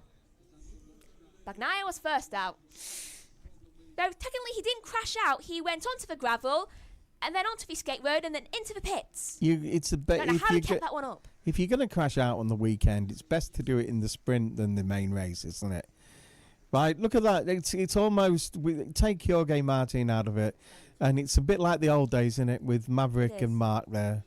It is. And right now in the standings, the gap between Martin and Bastianini is now 28 points. Bagnaia has a gap of 29 points to Martin too. There's a one gap separating Bastianini and Bagnaia, and Bastianini is now taken second place in the standings. And Dad's last word from you. Let's ask Josh this question, right? Pedro went on the green in the last lap. Does he have to drop a place? No. If he didn't get any advantage, did he gain a position? No. No. Then no. If he gains a position on the last lap, then yes. And if he gains time, then yes. But I presume it was in a battle. I didn't see it, but I'd say no. He lost his position. Oh, if he lost a position then going on the green, he'd be fine. Because he's already gained a penalty for it. Right. So, last words. Last words are, Megan, what are we going to have to concentrate on next? Nothing. Well, I think we did well on this one. What was your thought on the race? Was it good? Yes or no? I always enjoy MotoGP. Good. You know, I like the fact that, you know, the bike could give way at any time, and that means that, you know, it's all about skill until the end, isn't it? It is. Fever pitch. Forget anything you've ever learned about MotoGP. This right here is a race you cannot afford to miss. This is the big one. MotoGP at the French Grand Prix. Le Mans screams history with the 24 hours. The Bugatti circuit makes it absolutely historic. Pole position for Jorge Martin, who won the sprint race yesterday. Pecco Bagnaia crashed out yesterday. He starts second. Maverick Vinales is third on the row 1. Row 2, Fabio Di Giannantonio, Marco Bezzecchi and Aleix Espargaro. Row 3, Pedro Acosta, Fabio Quartararo and Franco Morbidelli. Row 4, Enea Bastianini, Jack Miller and Miguel Oliveira. Row 5, Marc Marquez alongside Raul Fernandez and Johan Zarco. Row 6, Alex Rins, Alex Marquez and Johan Mir. Row 7, Takiki Nakagami, Augusto Fernandez and Luca Marini. Row 8 sees Brad Binder start right at the back of the grid. Anticipation is high. Martin leads on 104 points. Bastianini further back in the championship, however, so anything is up for grabs here today. Well, we welcome you to JB Motorsports 2 and JB Motorsports Twitch. To everyone watching us delayed on JB Motorsports, welcome to you. The next 2 races, the French Grand Prix and the Catalan Grand Prix, will be live on JB Motorsports 2. We're back on the main channel at the Italian Grand Prix at the end of May and the start of June as well. Alongside me in the commentary box, as always, with a record breaker again, 297,471 fans across the weekend have packed their ways into the Bugatti circuit, and Megan Birch alongside me. We're in for an interesting race. Clouds above, chance of a flag to flag, and this is going to be interesting as well. I hope this is like one where they don't have too many accidents, because they've been having a lot of them recently. I can't actually hear myself that much. How's that? Better, but too loud for them. How's that? Better. Yeah? Yes. Over. 2 things. Yes. 1, I think someone's doing their garden because I've got hay fever. Or it's just a really high pollen day.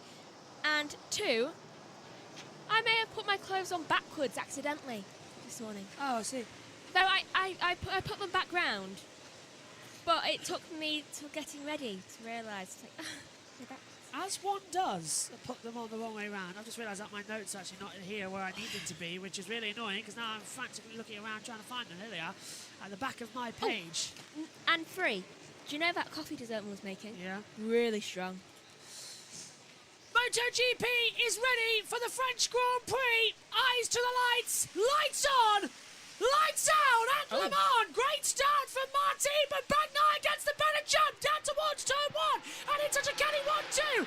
Bagnaia leads. Martin trying to come around the outside. Marc Marquez coming up in the middle of the field, and look who's taking the lead. Maverick Vinales. Martin. Vinales goes wide. Martin just gets it stopped. Vinales cuts the course. Bagnaia has the lead of the race. Martin second. Aleix Espargaro and Maverick Vinales down to La Chapelle for the first time. Bagnaia leads, and this time he hasn't thrown it away. Still some dark clouds above the air, Megan, but Bagnaia trying to catch up on 2 sprint race losses as we enter museum. Did you notice how Bezzecchi immediately, as soon as they did the start line, he literally did a wheelie up. Again. It like stalled back at him, like a horse when you pull it too hard. Into the Garage Vier at turn 8, and look at that from Marco Bezzecchi. He is moving through the field like a hot knife through butter. His teammate Fabio Di Giannantonio is up to 4th. Don't forget, Bezzecchi won the race here 12 months ago, and now Bagnaia into the S Blues. That's where he dropped in qualifying as well. The Ox Blues corner,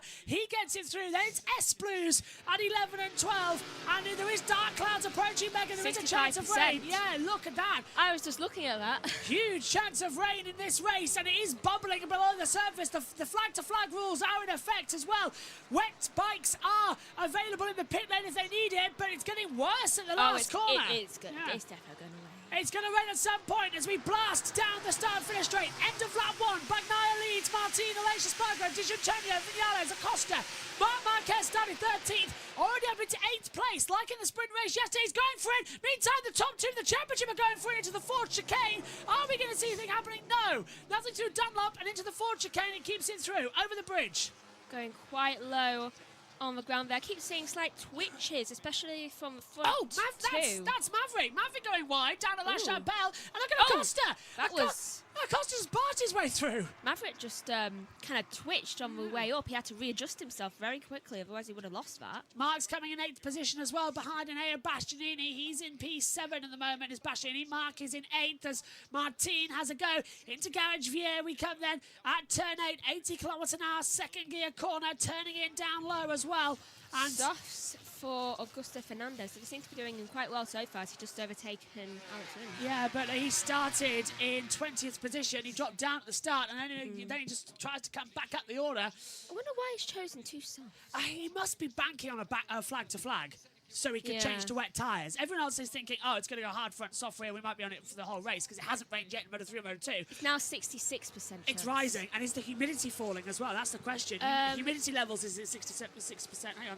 Air temperature 21, ground temperature 29. 3 I kilometre can't wind. see humidity levels, so I will check them. Megan will check that as you see the times coming now on the Delta board. Don't know what's happening on my monitor, so I'll have to adjust that. But so far, Megan, action is beyond belief in this race so far. Talk us through it. Right, so I'm just going to say the humidity levels quick. Right now it's meant to rise to like 68, 69, but it's meant to stay consistent. So if anyone is watching for Le Mans, be prepared from Tuesday to like the rest of the week after that, till the next Monday. It will be raining and you will be getting a thunderstorm on Friday. Adjusted, all right, nicely done. Adjusted the timing screen as well, so it's showing the correct information to the last lap time. Fast lap 4, Pedro Acosta 1:31.887, and that is a move from Aleix Espargaro, take 3rd position away from Fabio Di Giannantonio down at Museum. Cuts back to the inside ever so nicely. Nice little swing back move, and Acosta's got no fear. Oh, and that's why Acosta's off. Acosta's off. Set to 3. He had no fear, and he's off at Garage Vier. He's fine, though. Turn 8 yet again, having another victim. Yesterday, if you saw the session I covered, you saw that at least 3 out of the 4 people who went down went off at turn 8. The other one, turn 9.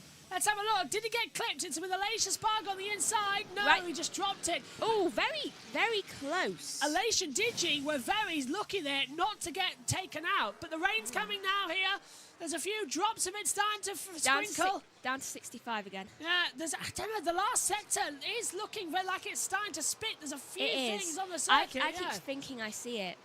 Well, we'll keep an eye out. SHG says rough for Acosta. Mark already up 7 places. He's up to P6. He started this race, as you say, in 13th. And there goes on the inside, Marco Bezzecchi passing there. Bashi's going to try and get the comeback round the outside into towards the chicane at 2 and 3.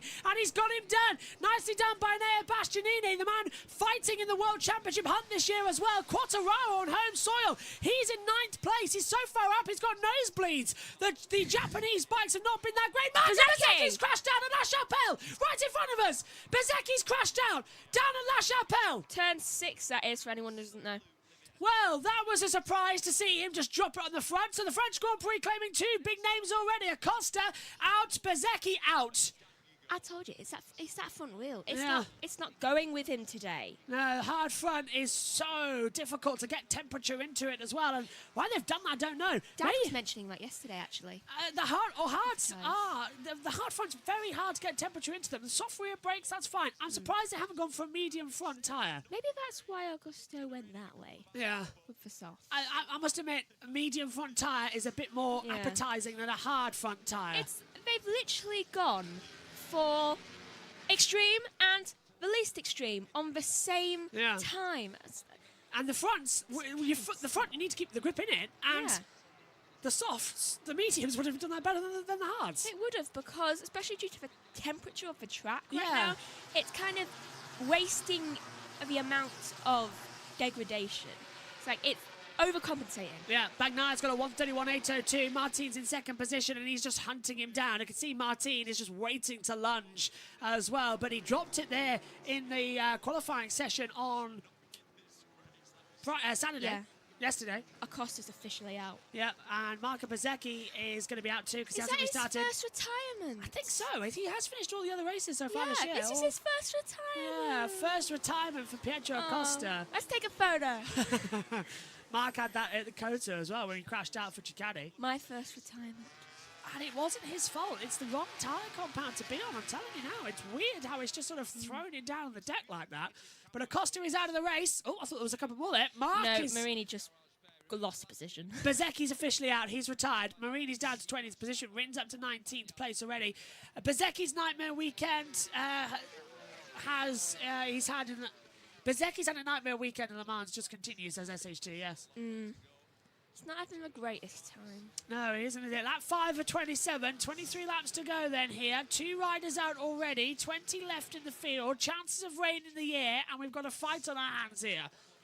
Has it gone up at all? No, but the wind temperature's gone up a kilometre. Le Mans just delivers, doesn't it, this place? It really does. And it doesn't really take prisoners when it comes to things. No, it very much is either you're there or you're out. It's old gravel around it for the World Endurance cars as well. And the Bugatti circuit hosts it too. Look at Marc Marquez into Dunlop and then into the chicane at the top of the hill. Is he going to have a little look-sees? And we have...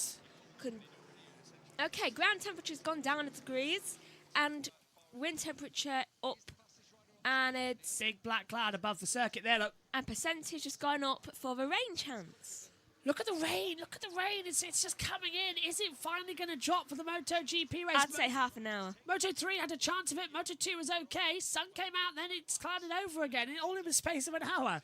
I'd say half an hour, give or take. That's the end of the race. Yeah. It's so tight here. I mean, we're British. We usually can tell. Always trust the Brits to tell you if you need a brolly. Yeah, we experience so much of it. Look at back. Hang on a minute. Is that Bagnaya leading the race from Martin? It is. When did that happen?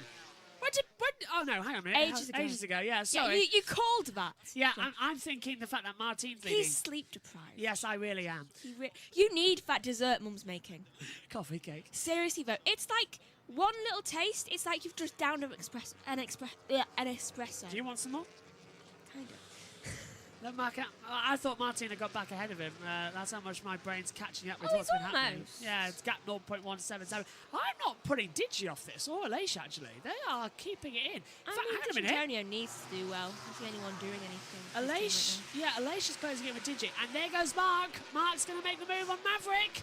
Digi's got the fast lap of the race, actually, on a 1:31.403. Mark's going to try and go on the outside, and Maverick into the braking zone for the chicane. Maverick's going to roll in deep. Mark's going to get the cutback. Can't go around the outside, down to La Chapelle, my friend. Bastianini's right on the tail. Yeah, and he's got no fear either, is he? No, he's just like, okay, I'm either going to win this or overtake you two. There's no in between. Win it or bin it. That's what it's been like for so long as well. 0.242 between them at the moment then as they turn down into the museum corner. Is that philosophy Bagnaya goes by? Yeah, Brad Binder is now 11th, up to 10th as well. Binder, yeah, says SHT. He is. Binder's moving up, and that's Marini up to 19th past Rins again. Rins isn't having a great weekend either. I apologise to JT and Omi, who might have been saying something, and I just realised they've been on mute, deafened, on the bus mixer. Sorry, guys, if you haven't said anything, have you? Probably not. Hello, everyone. So yeah, JT and Omi are watching this in the background. And he's sleepy. Yeah, I left them on mute. Not the good thing to do. Although I'd like to thank everybody watching us on JB2 for this race. It means a lot. It proves to everybody who says, oh, you only do it for the money. No, we do it because we like racing. Yeah. We want to give you, the fans at home, as much data as you can and provide an audio commentary over it. Plus, we'd just be doing it anyway. Yeah. I mean, we've been doing this since way before we were on YouTube. So. Yeah. Look at Bezzecchi closing in 4th position. No, that's Digi. It's okay. Digi's trying to go out the outside of Aleix. Can't get through the chicane. Yes, he can. He's going to try and get the undercut. Wonderful attack here from Digi Antonio. Down the inside of La Chapelle. Go on, my son. Can he do it? He's done it. Can Aleix get the cutback? Yes, he can. Digi runs too wide. It's downhill at La Chapelle. So offline just sort of pushes you off the track. I'll tell you what, this team's good for him. What was that? It was a paper bag, not a tear off before you get thingy, Megan. Still, who's dropping paper bags? Don't know, but Bagnaya hit it, and then Digi Antonio just sort of into the over the front wheel. Oh, no. Yeah, overheating could be a case. Every time you do that, the bolt underneath goes funny. I haven't repaired that yet. Look at this. Is it me? It is getting darker, isn't it? You saw this yesterday in the sprint race, didn't you? Yeah, it is getting darker. Hold on, what is the... 64. Wind temperature's gone up. I mean, not temperature. Look at Martin. Look at Martin into the S Blues. He's thinking about a move here on Bagnaia. We're 8 laps in. We've got 20 to go. If I was Martin, I'd just let it go a little bit further. I wouldn't go on the attack too much. Just ease it through. Temperature's dropping. Temperature is... Yeah, it's going to rain, isn't it? I wish we could call Maddie Patterson right now and just say, is it raining yet? Is it raining yet? Is it raining yet? Actually, wind speed going up, temperature is dropping.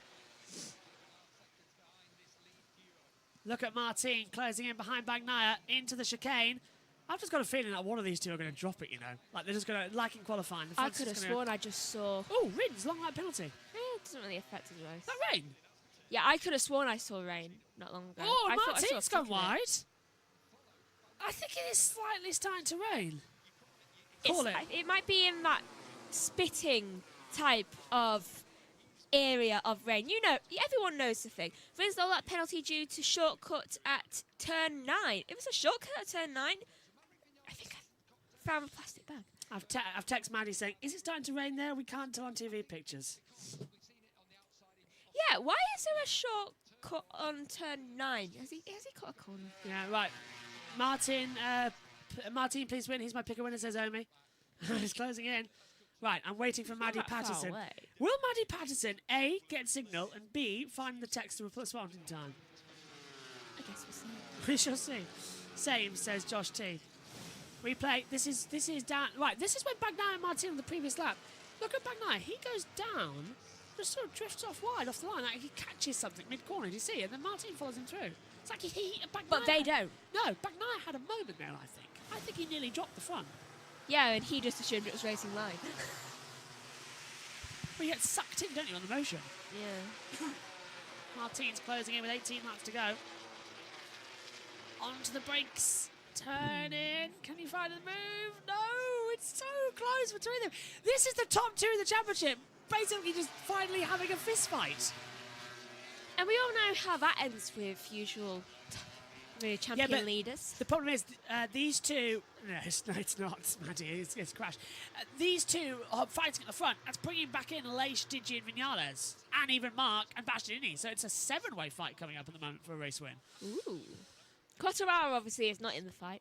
Give me a fight at Le Mans, please. What a race. I feel like Quartararo needs his mojo Digi's back. past Leish. Digi's up to third. There we go. Leish went wide. And he holds it. Yeah, Leish went wide at La Chapelle and down through Garage Vier. He just lost it. And now we've got Digi up into third position. Maverick is trying to come back through as well. He's in 5th position. Marc Marquez 6th and fighting back. How long did it take him in the sprint race yesterday? Oh, hang on. The two Aprilias are really batting each other into S-Blues. Took him a while, did it? Slow and methodical then. I'm going to say Martin and Bagnaia are going to take each other out of this race, you know. I mean, it won't be the first race that Bagnaia's got taken out. Well, yesterday, sprint race. Yeah, I still don't know what he did on the sprint race. All we saw was just him going across the gravel onto the escape road type thing. I still don't know how he did that. Keep it up, Look at Martin, he's thinking about it. Now we've got a Leish having a go with Vinales. God, Don't guys. think about it. Marc Marquez is just like, not yet. He's just like, give it time. Yep, not yet. Speaking of, Alex passes Fernandez. Right, so he's... Alex Marquez passes Ralph Fernandez. That is up for 13th position now for Alex. They're thinking... Oh, hang on a minute. Maddie has replied. Bikes are revving in the pit lane. They're thinking about it. Clouds are ominous. So that's our pit reporter, Maddie Patterson, down there. Team principal at Semket Racing in the Women's Championship. So Maddie Patterson, who is there, has just said bikes are revving in the pit lane. They're thinking about it. The clouds are ominous, and that's why Vinales up the inside gets ahead of Leish for 4th place. So they are revving in the pit lane. So we might actually have that rain if it's coming. It does look like it's had a bully up, and the wind's picking up, Megan. Look at the background. Yep, Mark's they're picking up. Mark's going for it on the inside. Mark gets ahead of Aleix for 5th place. So now the battle becomes, will we have a flag to flag? We had a flag to flag here a couple of years ago. Do you remember? We did. Caused chaos then as well. Oh, don't we have something after this too? Well, you have something. Formula E. Yeah, so let's hope it's smooth and steady. Like it Not ever gonna is. be. Like it ever is. It's a hope. So the bikes are in the pit lane revving. The rain's coming in. And everyone's just drifting out wide. Let's check Le Mans weather again. Well, actually, could you just take that while I reply to Maddie? Okay, so 16 laps to go. Take your guesses of when the rain's going to appear. Right, Bagnaia still leads with a 3.5 second gap between him and Martin. And on board with Quartararo right now. He is outside of a fight, so he gets a nice clear view of what is going on between all of them. Come on, Bagnaia. Bag, then NA, and Yeah. IA. Bag, and I'm pretty sure it's sodium, and then IA. I'm pretty sure the initials for sodium is NA. Morbidelli passes Binder as Alex Marquez passes Miller. Not a good day for Red Bull KTMs. Right, yeah. And it's Oh, whoa. Aleix is down. Aleix is down. off. Yeah, He got he's down somewhere. He's there. Look, he's got pushed off by Nea Bastianini, and then he went like this. What the hell are you doing? Hiding of his hand. Bastianini is proving that his name might actually be ironic. What's this? Ready in the braking zone. Like, hi. Yeah, bye. Yeah, he touched him off. Just Bastianini went off as well. like, what are you doing?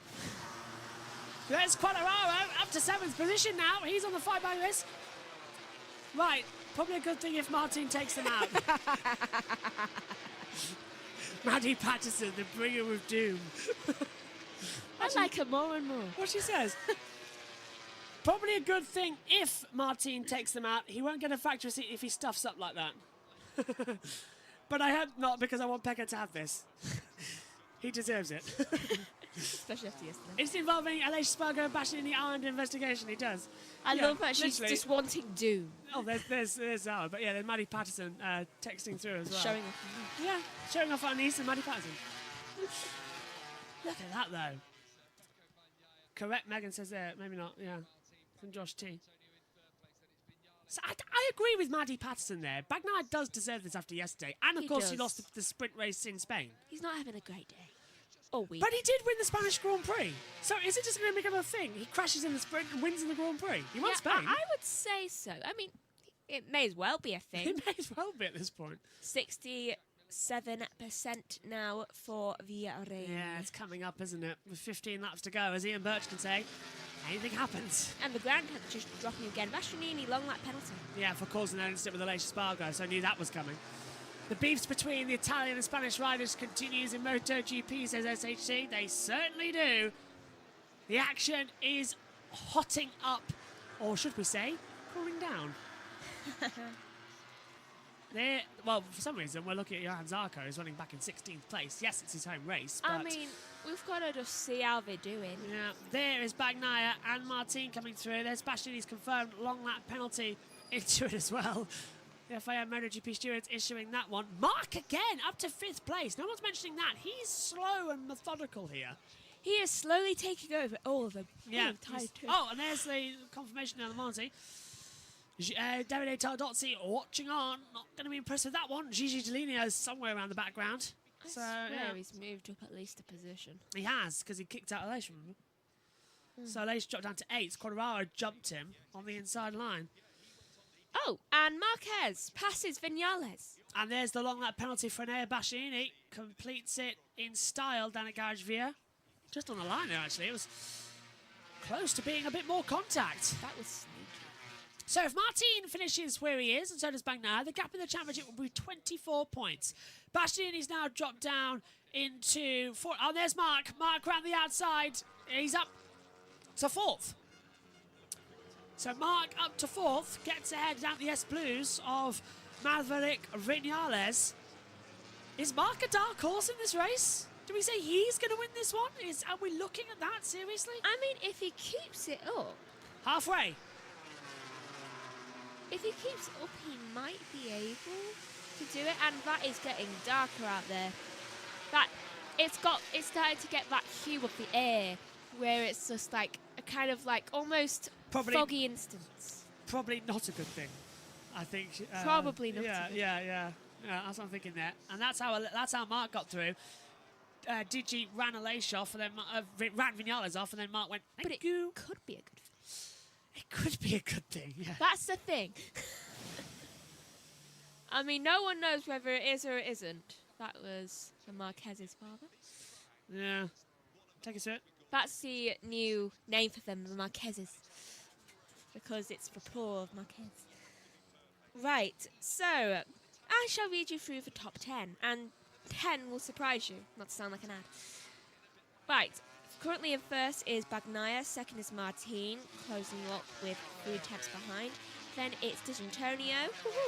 Then it's Marc Marquez. 5th is Vinales. Quartararo's in 6th, which is surprising. Aleix is in 7th. 8th is Oliveira. Here's a replay of the battle for 6th. Quite close. I would say they were touching then.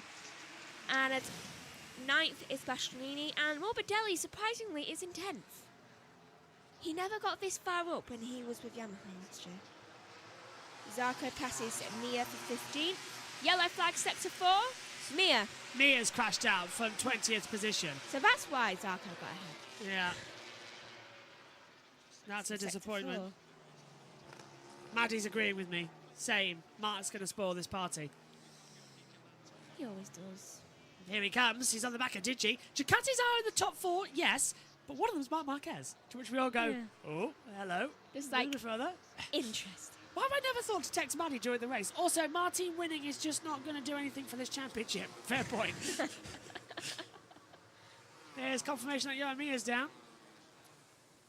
I've never thought to text Maddie during the race before. I mean, she can't commentate from the media centre of the races because it's not allowed. So we've got to wait for her to have a free weekend. Then she comes in. Though she was in the Sky Sports Italy studio yesterday. I did send her a text message saying, have you ditched us for a more expensive broadcaster? I got a laughy face. So, Bagnaia 4 tenths ahead of Martin. Maddie's right, though. If Martin wins this, it does nothing for the title. If Marc Marquez wins this, or Bagnaia wins this, it does everything. It does. But I've just got this feeling, we're seeing patterns here. Bagnaia crashed in the sprint, won the Grand Prix in Spain. He always crashes and wins. Here, crashed in the sprint, winning the Grand Prix. Martin won the sprint race in Spain, crashed in the Grand Prix. True. And crashed in qualifying both times. I mean, it's just like there's patterns circulating from Spain to France here. There are. And I don't know what just happened with Oliveira. Mark on Digi. Oh, no. Mark's on the inside line, down to the chicane. Digi's not going to give up. Mark isn't either. They're nearly going to touch. Ooh, that was close. And Mark just gets kicked out by Digi. Back off. No. Vinales doesn't go through. Mark stays in 4th, but Digi, that was super close to being a catastrophic accident. Vinales away from Mark. A high side down at La Chapelle would have been deadly. It would have been. And Oliveira's gone into the pit lane. Oh, that must be out of the race then. So we're down to 18 runners. Marini, the last one. Yep. Wait, so you're telling me we've got a Aprilia, a Honda, a Ducati, and a KTM? Inside that top 10. Yamaha are scared. They really are, aren't they? They're struggling like crazy out there. Yeah, especially given the fact that one from each place is out. And as I say that, a Yamaha starts going down. No! Not Fabi! Not Fabi! Crashed out! No! Radio okay? No! I am sorry. He was having the best weekend of the season, and the home hero hits the deck. Miller crashed out. 9, and Miller's out too. Now where's that? Is there oil? It's at the same part. Look, it's at the same part. as Marquez goes to the inside and gets ahead of Antonio for third place. Digi's going to try and fight back at the chicane. He'll run it in deep. Mark knows it, lets him do it. Mark shuts it back, gets back through. Digi's getting hot-headed there. Miller's out too. And now look at the gap at the front. Bagnaia and Martin closing together. What drama, but not my Fabi, no. I literally said it a second before that Yamaha was scared that they'd crash. First time into Q2 this season automatically. Started 8th on the grid. Was running in 7th. Finally having some good luck at Yamaha. And he's out. Out of the race at the Sox Blues. In fairness, I thought Rins might be out. Oh, where's Miller gone down? Sector 4? Ah, he's gone down to S Blues further on. I reckon that's at Recruitamon. I just cursed him. Yeah, you did. I'm sorry! Martin! Getting so close to the back of Bagnaia there. He's always touching front wheel to rear wheel. What was that about? This battle is on with 10 laps to go here at Le Mans. I'm just watching the battle here. This is unbelievable. How they pulled out 2 seconds. Mark's now in 3rd. Mark can now get up on this battle here. If these two start fighting, Mark's going to be right there. This isn't over yet, folks. Kieran says, "Le Frogly gone." I can't believe he crashed literally a second or two after That was your fault, and don't you forget it. Martin's going for the lead of the race down the chicane. In fairness, now each team has a rider crashed out. I've just got this feeling that Well, factory. just got this feeling that one of them's going to go. Bastianini's past Aleix. It might be Martin. Marquez might take him out. No, I've got a feeling these two are going to start fighting. Look, Mark's already put out a 2.2 gap down to 1.9, so he's got 6/10 on that last lap alone. Look at that. He was 3/10 faster than Martin and 4/10 faster than Bagnaia on that last lap. That's why he got so much. Antonio has been given a long lap penalty for causing a collision. Oh, that's why. Yeah. Talk us through it. Right. How am I meant to... Okay. Shortcut, turn 4. Oh. Where was 10-4? Oh, when he went off the track to get when he hit Marquez going off the track, remember? They have taken a while to get that one sorted out. Oh, no, the same was about... Oh, here's a replay 9-10. This is how Fabi went down. He's going to lose the front, isn't he? Look at Martin closing in for the lead. Yeah, he lost the... So, Quadraro lost the front. That must have been the second I was speaking about. It was, yeah. Look at the battle up front, though. All eyes to the Italian-Spanish battle on the two Ducatis. Factory bikes in 24. Come on, what have you got for us? What have you got? Right, so coming up to the line now to start. 8 laps to go now. And Marc Marquez is increasing the gap between him and Martin. He is losing time going He's around going for it! On the inside! Martin takes the lead of the chicane! Runs too wide! Bagnaia jumps back Too through! close. But they're side by side down to La Chapelle! Martin backs out of it! Now they're off the throttle! Now they've got dirt on their tyres! Is one of them going to fall at turn 6? No, they're not. Smaller than me. Yeah, look at that. Look at, but Martin's right there. He just can almost reach out and just scratch the back of Bagnaia into museum. Right, going round the next corner. I don't know what it is. Getting way too close. Again, going round the next turn. And is Martin going to make a move? No, he holds back. Oh, and that's Digi taking the long lap. That releases an air Bastianini. So Bastianini gets a position back after getting a long lap himself. Marc Marquez now 1.3. He's gained 1.3 seconds in the last lap. Oh, he's getting close. Martin's going to go for it. Here he goes. 9/10 of a second, 900ths of a second. Bagnaia twitching into the S Blues at 11 and 12. Can he find that position through to just sort of punch through? And look who's coming into it. Marc Marquez. And he's bringing Vinales with him. 8 to go here at Le Mans, and everything's to play for. It's getting more tense by the moment, and we're about to start 7 laps to go. Go, go, go. What have you got? Converting this from like the 15 laps to go that F1 has. This is like He's going for it, he's going for it, he's going for it on the inside, and this time he's got the move down into the chicane. Martin leads. Bagnaia's not going to want this one back, though. He's going to fight him down to La Chapelle. Martin shuts the inside line. Bagnaia's going to follow him. Now these two are going to battle, and here comes Marquez. He's less than a second. He's inside it now. We've got a 3-way fight at Le Mans. Come on, what have you got? What have you got to give us? A 69% chance of rain. Oh my God, it's getting worse out there. And air temperature has gone down to 20. What's the ground temperature? 25. So it is getting cooler. 3 kilometres wind speed. 6/10 now. Marquez is in the fight. Marquez is here. Right, everyone, you wanted to see who's best. You're going to get it. And Bagnaia is closing down Martin as we come to the S. Clermox Booth's corner. Try saying that when you're drunk.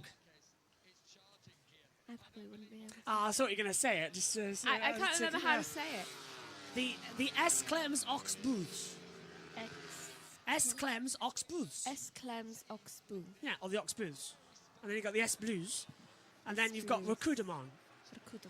Specifically, the double Tour de Jour Recruitment, which is the last 2 corners on the circuit. French with Josh. There you go.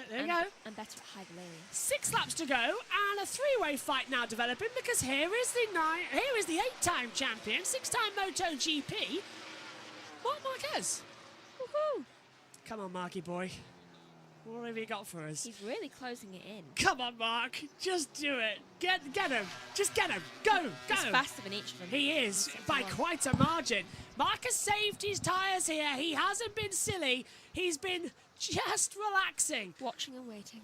Exactly his plan. It's exactly what you need to do. Those clouds just hovering. And this is where Mark plays his best factor. And he is faster than them both in Sector 2 by around about 1/10 of a second.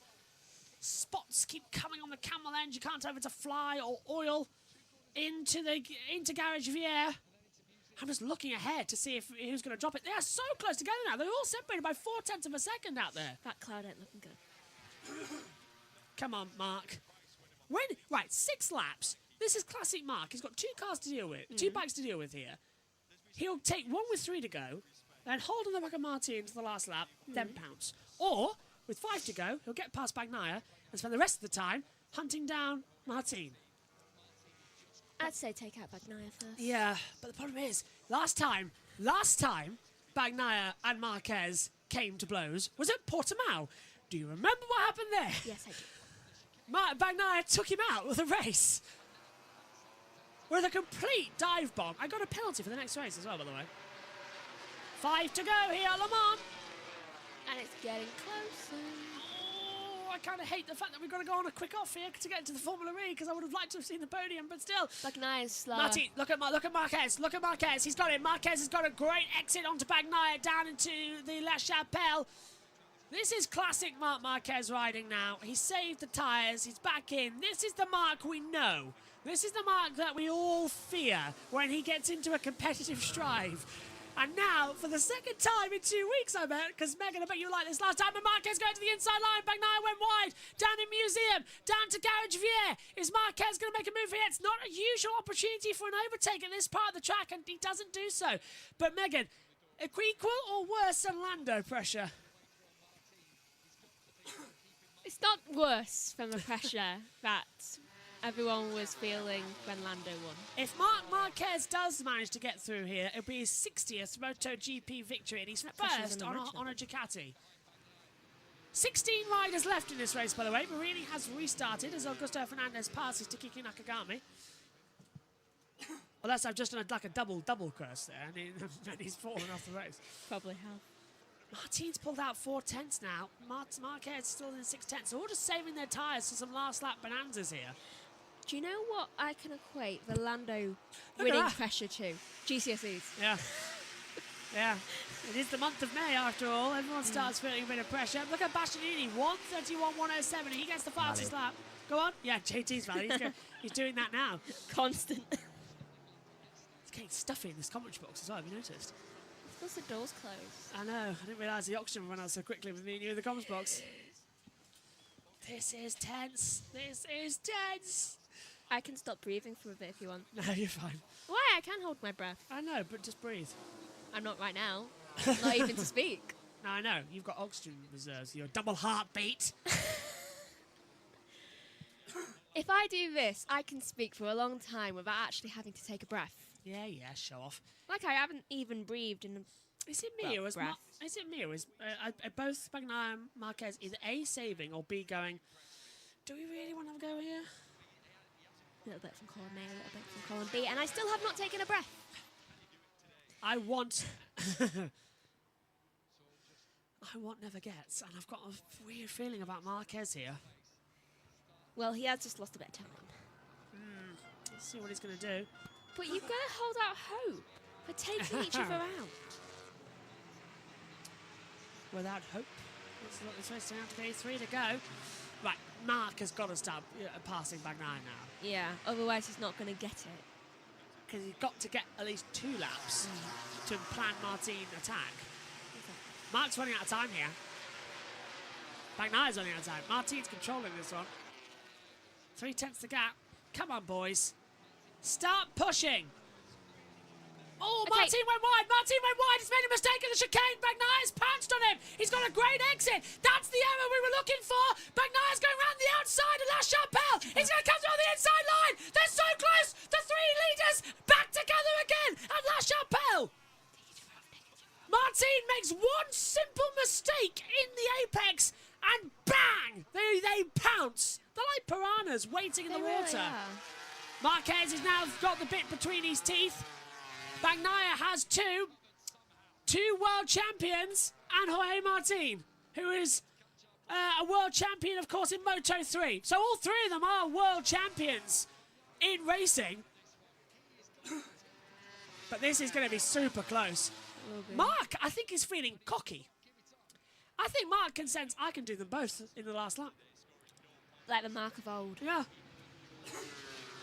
Wherever you're watching, we're in for a grandstand finish. Are we actually going to take a sip of water? You haven't done that always. I'm good. I actually need to wash this. Oh, Martin again making a few errors. Look how close, but they all just go through. Now, look at that. Did you see Martin look back? 0.5 of a second. 2 laps to go of the French Grand Prix. As Bastianini has a go on Maverick Vinales. Can't do anything there. Into the chicane. Are we going to see anything from the leaders? Again, small mistakes from Martin, but Bagnaia was right there to push behind.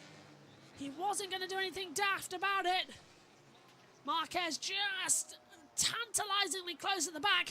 Whoa, and Martin had a poor exit out of turn 6. La Chapelle did not go his way. Museum. Oh, he's gone wide again. He's gone wide again. Martin's losing everywhere. I think his tyres going. He's losing the rear like crazy. Maybe? I mean, he is on 25 lap holds. Look who set the Marquez fastest second increasing. sector. Marquez. Oh, Bagnaia going wide. Look at the rear tyre grain. That is a massive for Martin. Mark's losing out here. Mark's slowing. Antonio's just passed Aleix Spargo. This is a 2-way fight. I think Marquez is out of it. Never say never, but I've just got this feeling that Bagnaia is going to have Martin. It'll be a last lap showdown here, but overtaking is possible here at the moment. We've seen it all day, so why are they having trouble out there? Why? Now, this is going to be a dress rehearsal into Rakudamon for Bagnaia, and Martin knows it. Bagnaia looks on the inside line, can't find a way through. It's the final lap of the French Grand Prix for MotoGP. We have a 3-way battle between the 2 championship protagonists of Martin and Bagnaia, and then Marc Marquez into Dunlop, up to the chicane. Bagnaia looks to the inside line. He won't trail break it. Martin has the cutback, and now they're all together again. They're all within 0.3 of a second as they head down to La Chapelle. Only a couple of corners left. Martin going wide. Bagnaia's trying to come through once again. Down we go to Museum. Look at Marquez, takes a wide line. He's swooping back through on the tighter inside line. Martin blocks it. Bagnaia is very much piggy in the middle. Down to Garage Vier. Turns in. Marquez was faster than the pair of them, and it's showing. They are literally within this space of a gap as they exit down to the JBMotorsports Boost corner. Marc Marquez looks to the inside. He's going for it. Marquez going for it on Bagnaia, and Marquez takes second position. That's what we were waiting for.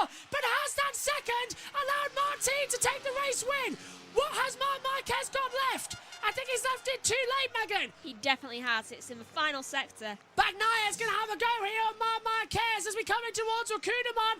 Bagnaya has got to start thinking of the championship. It might be too late. Martin's out of Rakunaman. Martin, sprint to Grand Prix and pole and win. Marquez, 13th to second.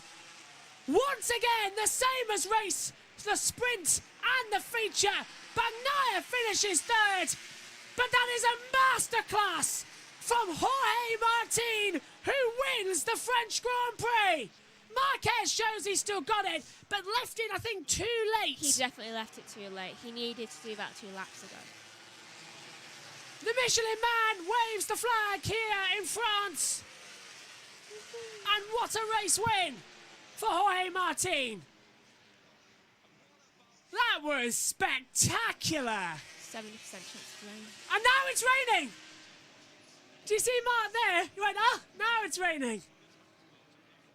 Marquez is happy with second, like he's won a race, but he could have won the race. He left it too late. He could have. He telegraphed it. Yeah, what are you going to do? Martin, though, wins again this year. And he's won sprint, he's won Grand Prix, maximum points for Martin here at the French Grand Prix, and takes a commanding lead in the World Championship as well. That's what I like about it, Megs. Right, let's read the results. Right, here's the results then. Could you do it? I've lost my voice. Okay, so the winner of the French Grand Prix for MotoGP is Martin. Not really much of a surprise, to be honest. Does increase his championship. Though second is Marc Marquez, third is Bagnaia, then fourth is Bastianini, fifth is Vinales, sixth is D'Antonio, seventh is Morbidelli, surprisingly. Brad Binder is eighth, ninth is Espargaro, after he dropped a few positions on the final sector. Alex Marquez is 10th, Fernandez is 11th, Zarco is 12th, 13th is Augusto Fernandez, 14th is Nakagami, 15th is Rins, and then in 16th, in the final position that actually finished, is Marini. Then, retired from the race is Quartararo, Miller, Oliveira, Mir, Bsky and Acosta. And what this does for the World Championship, Martin now leads on 129 points. He's got a 38-point gap to Pecco Bagnaia in second. Marc Marquez now jumps to third place in the standings on 89. The same amount of points as Enea Bastianini.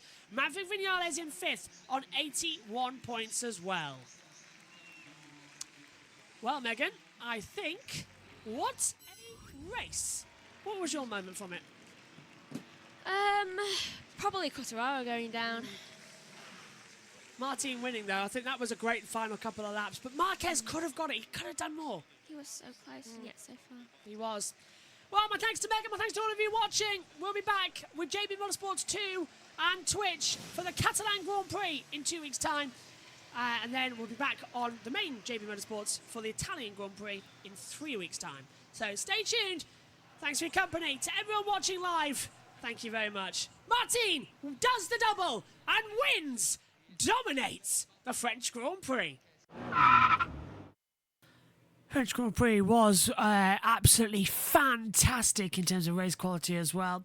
We're into the final 20 minutes then of this session before we go into the unofficial lunch break situation. Okay, let's turn it back then to a sprint race classic, the British Grand Prix at Silverstone. The sprint race provided a lot of interest on Saturday afternoon. And on the other side, we'll be ending the first session of the day. 75 years ago on the Isle of Man, MotoGP got started. Now we celebrate 75 years of anniversaries here at Silverstone. Welcome to Saturday and Sprint Day here at the most famous race circuit in the world. Once again, your starting grid: Aleix Espargaro, Pecco Bagnaia and Enea Bastianini. Second row sees Jorge Martin, Alex Marquez, Brad Binder. Then it's Marc Marquez alongside Maverick Vinales and Pietro Acosta. Fabio Di Giannantonio, Jet Miller, Marco Bezzecchi, then followed by Franco Morbidelli, Raul Fernandez, Miguel Oliveira. Johan Zarco, Augusto Fernandez and Fabio Quartararo, Luca Marini, Juan Mir and Takiki Nakagami, and then Remy Gardner lines up in 22nd position. The warm-up lap is underway and they rev off around this Silverstone circuit.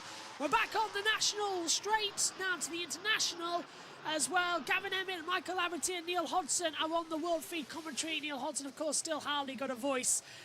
We'll be hearing some of the TNT guys later on, but alongside me in the commentary box once again for the sprint race today is Megan Birch. Megan, qualifying earlier on, Alicia Spargo taking pole. No one else being able to get a lap time in with Maverick Vinales crashing. Maverick starts 8th, but how fast really is that Aprilia? Can it contend with Bagnaia, Bastianini, Martin and Alex Marquez right behind them? I mean, it's hopeful that it will, but for some reason my mind keeps going to the fact that I think he'll end up 4th. But by turn 1? How's that who knows? Well, I keep an eye on Brad Binder. The KTM up in 6th place looks to be quite strong, and it's getting a good getaway every now and then. We know that the KTM gets the launch off it as well. Hello to Mark, hello to Towel, who says hi, they're watching from South Africa. Welcome, welcome. Welcome everybody, this will be a good race, says Gift. I don't recognise that country's flag. Megan, you do probably, I'll hand over to you. I do not, actually. I don't either. No, usually I do. It's a nice flag. It's a lovely flag though, isn't it? It's like a teal green going into it as well. From Kenya, from Brian, hello as well to Go 25, that's going to be Raul Fernandez. He starts 14th on the grid as well. Silverstone's got so much history, Megan. There's still a few empty grandstands around here, just 60,000 coming in. But we're expecting a good race, even if the fans aren't really around here. Yeah, exactly. Besides, it's 51% rain. Yeah. Chance. And it's Silverstone, that could change in any second as well. Just to give you an idea, by the way, of what's happening in terms of air temperature. We've got air temperature 21, track temperature 37. That's all in Celsius. Wind 8 kilometres, as Megan said earlier. Now 7. It's dropping. Yeah, 51% chance of rain. Red flag at the front of the field. All eyes then. It's 10 laps of Silverstone. Around about 25 minutes in total. And the Visit Las Vegas still been left for the Formula One there as well. It's the Monster Energy British Grand Prix, the Tissot Sprint. All the cameras are out, all getting ready to go. Green flag at the back. The summer break is over. It's time to begin for the sprint race. The second half of the MotoGP season is under starters' orders. And pull the throttle back. It's up goes Marc Marquez. Great start from Aleix. Bastianini's come through, but he's let Bagnaia into turn 1. Into Abbey 3 wide. And it's Bagnaia leading. Aleix drops down to second. Oh, contact in the back. There's 2 riders off. And it's Juan Mir and Nakagami could be. We'll wait for confirmation as they come through. That could be Miller's one of them. Yellow flags out. Marco Bezzecchi and Franco Morbidelli are the 2 riders who have gone down at Abbey. That's Alex Marquez making contact. No sign of the red flag. Martin leads. Alicia Spargo second. Bagnaia's dropped down into 4th position as they come through the loop down the Wellington Straight in towards Brooklands. Martin leads. Alicia Spargo second. Bastianini 3rd. Bagnaia 4th. And coming up is Brad Binder as well. No sign of the red flag at the moment, Megan, but it was a hard one at Abbey. And it could be a red and flag. Here it is. Helping up, it seems that's Morbidelli being helped up. Seems to be a little bit winded from the crash, though both of them seem to be doing okay right now. It's under investigation by the stewards, but Bezzecchi and Morbidelli are being helped up. We're hearing applause behind us at the moment.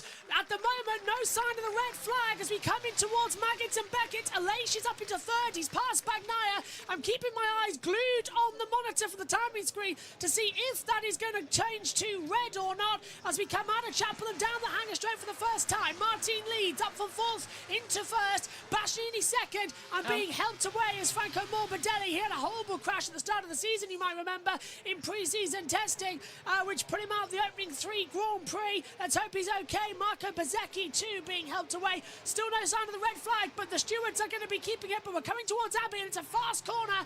I would be...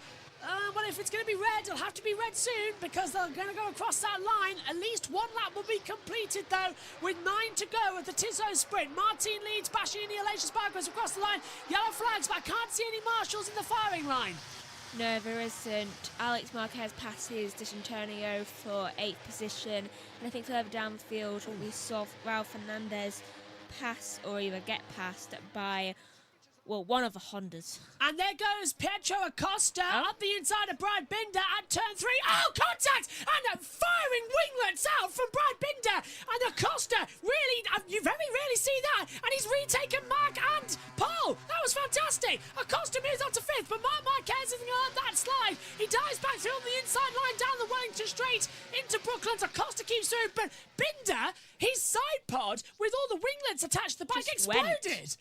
Acosta probably got a cut arm from that. I would be very surprised if he hasn't. Alex will probably be grateful that he was behind them at the time. And Alex gets ahead of D'Antonio down at the that was coming through on the inside of Luffield into Woodcote now towards Cobb's Corner. Mark Marquez in 5th. Acosta back down to 6th position as well. But Garner went wide. Bastianini's right up there behind Jorge Martin. And Alex goes through on the inside. Going to be too deep. That allows Binder back through at Cobb's Corner. Ralph Fernandez is making his headway up very much so. He's just passed Zarco, and Gardner was just passed by both Fernandez and Zarco at the same time, so I'm assuming he went wide. Oh boy, if we miss MotoGP action, I can tell you that right now. Even if it's just a sprint race, Binder repasses Pedro Acosta. Here's the race start though, Megan.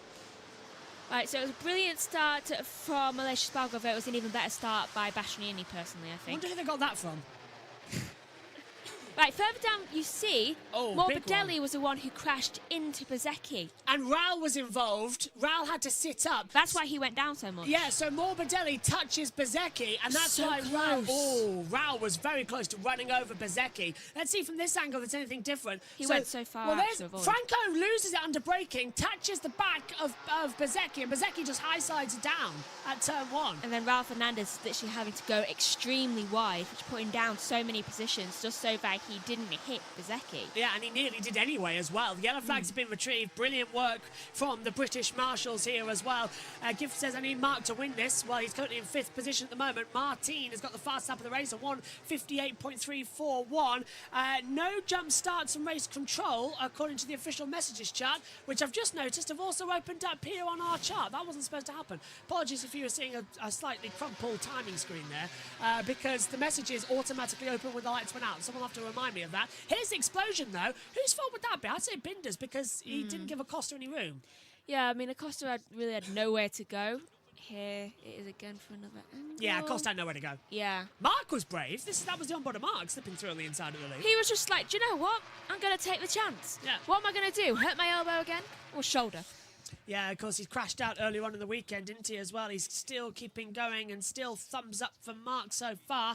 On board with Enea Bastianini is with 8 to go, coming into well, look at this in the championship now. If Martin wins this sprint race, the gap will be Bagnaia to 228 and Martin 224, a 4-point swing in the title. That would make a very entertaining race tomorrow, especially since we wouldn't know who was winning. Yeah, we wouldn't. It would be fantastic as well. And I think Aleix, as you said, Megan, you expected him to go down to 4th. He did go down to 4th, but he's repassed Pekka Bagnaia, who once again is struggling. Now, interesting enough, Aleix is on the hard front tyre, soft rear. Usually you see a medium medium approach in these strategies, so I'm quite surprised to see that flash up. Yeah.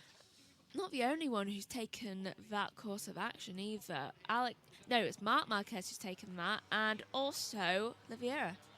Yeah, weird that they've all taken that, especially with the track temperature as it is, being at 37 degrees.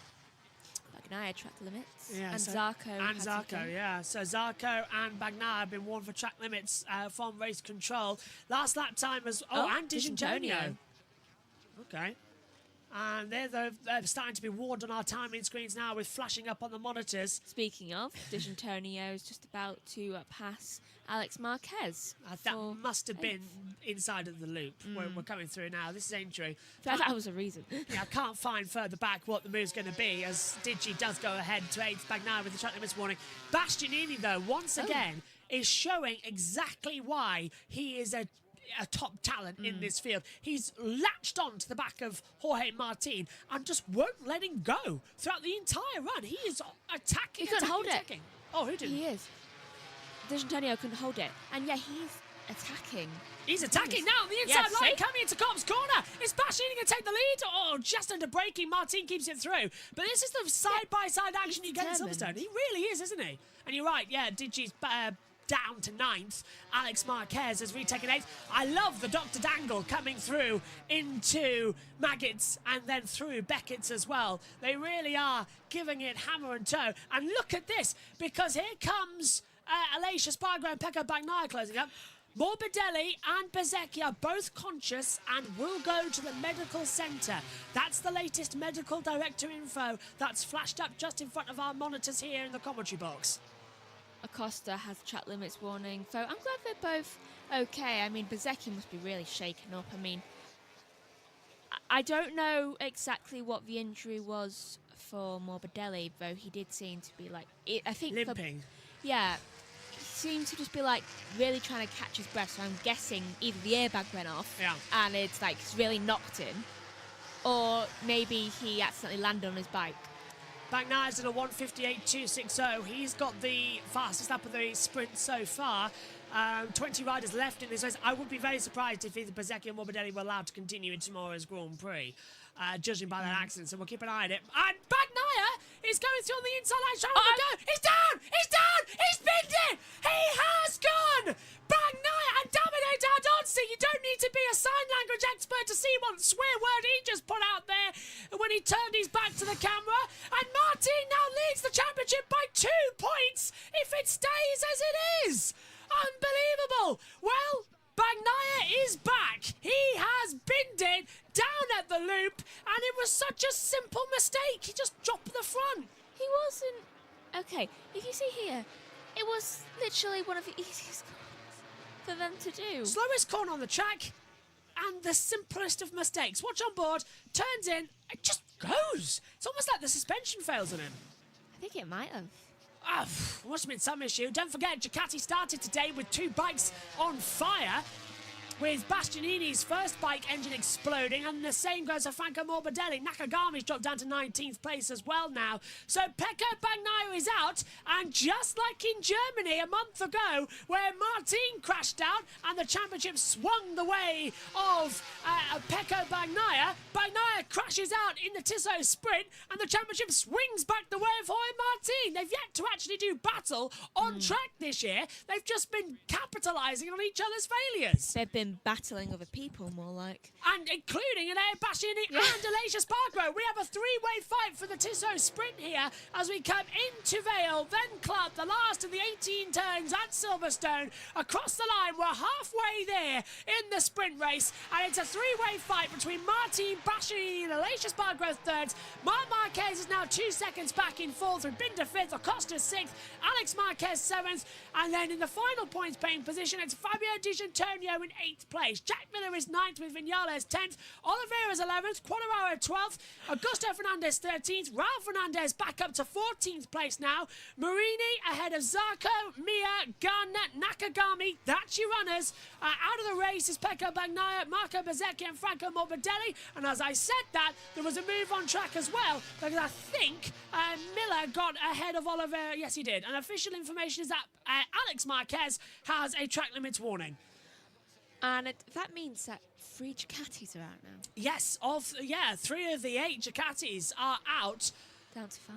Down to just the 5. And Nakagami passes Gardner. That little battle's raging on throughout this weekend. But look at Enea Bastianini as we come down the national straight. He's going for it on the inside of Cobb's corner. And Enea Bastianini, can he keep the inside line? No. Martin gets the undercut and retakes the lead. But they're side by side coming into Maggots and Beckett. That's not an overtaking opportunity. That would have crashed. They would have crashed just then if they had.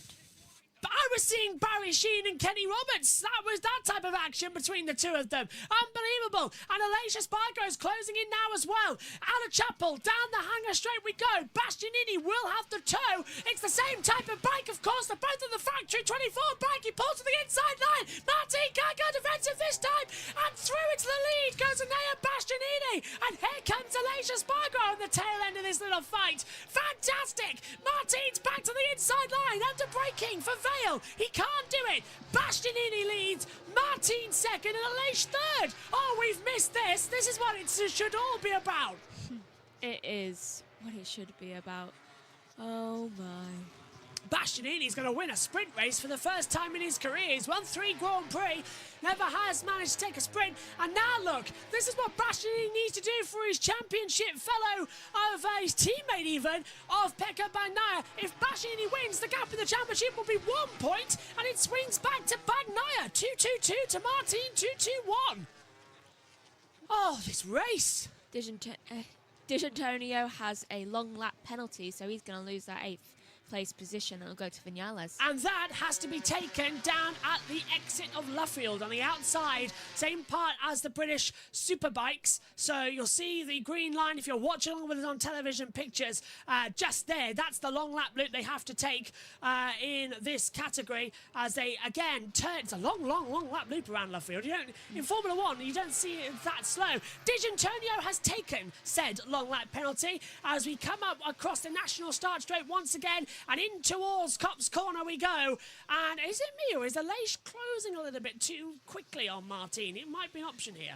He is closing quite rapidly. It's a good day for the Aprilias, it seems. I am enjoying this. I've missed this. The German Grand Prix was exciting. This is absolutely fantastic. It is. And the gap now between them is 4 tenths. Digi has completed his long lap penalty, but it was due to track limits, it says on the official messaging screen up here in the commentary box. Yeah, I like how we've got an official messaging screen now. It's actually fixed itself better since the German Grand Prix. You can go back and see D'Antonio passes Oliveira for 10th position. That's crucial for points as well. Now, I think Martin's saving tyres here, don't you? How much is he lifting off? I think so, yes, but he's just trying to keep ahead. Also, Cotterara has just got a track limits warning. Holds that back once again as we come into Abbey for the 8th time. 3 laps to go here at Silverstone in the Tissot sprint. And is Aleix trying to close back in again on the inside line? I'm getting like camera flare, are you? Yeah, a few times I thought it was raining. Yeah, I thought it was. It keeps flashing. I thought my eyes were going for a second. It's involving Morbidelli and Bezzecchi to be reviewed after the race. Well, naturally, you can't review it now. It was Morbidelli. If anything, if Morbidelli does race tomorrow, he'll receive a grid penalty for it. So we'll keep an eye on what that turns out to be. It was the bike. Yeah. It couldn't have been and definitely wasn't his fault. So it's a situation that has to sort of be interned there and kept upon. There's Marc Marquez then running in 4th position. Martin. I can't see out one of my eyes properly. That's not right. Oh, that's strange. Martin has a track limits warning. Oh, really? Yeah. Okay. He's got one. Trying to defend, likely. That light's been reflected poorly in my eye on something, and it's like I've been thinking. You don't have to be anywhere near it. I have to change my shirt as well, actually. Now, there's Alex. I can't even see who's Alex closing in. I'm sorry, Pedro Acosta. So he's flying through with 3 laps to go of the British Grand Prix. Tissot sprint. Oh, did he get through there? Did Alex get through on Acosta? He was very close towards the exit as well. I can't see if he got a runaround. Oh, do you know what? He seems to be getting a few of them. He's close to it. He's a 10.5 away from passing, and I've just seen a change on the screen. Yeah. Someone's down. Someone's crashed. Who's crashed? That's Marc Marquez. Marc Marquez has crashed, and it is down at... Is that Vale? Yeah, no. Yeah, it's Vale. Vale. It's crashed at Vale. Yeah, but he's back on the bike, but he's beached it. You'd think a 9-time world champion could do that.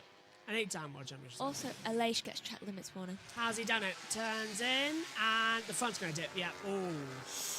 Bye-bye. So that's Marc Marquez out at turn 16 once again. He's rejoined the race. Oh, so he has managed to get it out of the gravel trap. That's good at least. Can't keep doing that. Mark can't keep doing that. Look, he's annoyed at himself. Punching the aero screen. 2 to go. I think he needs more practice. Live championship back now by a point to Martin. I'm really struggling here. It's like I'm only seeing half the screen right now. It's like I'm missing things. Is it like something's like a film covering your eye? Yeah. Yeah, I get that sometimes. Just keep rubbing your eye. Actually, if I put my hand over to block that light, I can actually see a little bit better. I think it's the light on something on the glasses reflecting poorly. So it's like, it's just a little bit of a problem there. I can't see. Like, I'm looking at the 2 to go, and it's not actually saying 2 to go to me. It's like, I can barely see the 2. Take my glasses off, it's a bit easier. I might just take the glass off for a bit. Yeah. Okay, so Enea bashing in by 0.8 of a second as they close in again. If I missed something here, everybody, I do apologise. The Fredster says no one takes 9 times for a champs for Valentino Rossi. Agostini has more championships. I think he's got 13 compared to Valentino Rossi. Yeah. 13. Rossi's not the most successful MotoGP rider in history. It might shock you to know that. It's the most well known. Yeah, it's Agostini. Jeez. Yeah.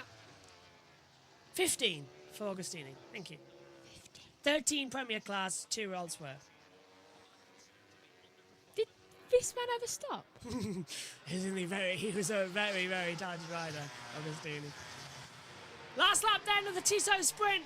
Bashi by Martin Aleix. 0.8 at the moment in the gap. I'm really having to concentrate right now. This is actually quite interesting. That was like me. Maybe it's because of the movie yesterday. Yes, possibly. Messing with your eyes, because they messed with my eyes for ages after that. I was just like, I cannot see the words. Yeah. Miller in 8th, Vinales in 7th, Alex Marquez in 6th position. My God, it's really bizarre this to come through. Into the braking zone for Brooklands then, keeping it through. If I close one eye, no, it's both eyes, okay. Hey, at least Gardner's not going to be last. Cassini is on gravel. Yeah, at the moment they are. Marquez has entered the pits. That's out of the race then. He must have smashed something on the central console. Miller passes Vinales for 7th position. Yep, and that's going to change up a bit more, but I think rider of this sprint race, without a doubt, is Enea Bastianini. Fantastic skill, and he's done his team proud. He may not be in the Riders' Championship, but he has certainly helped out his teammate.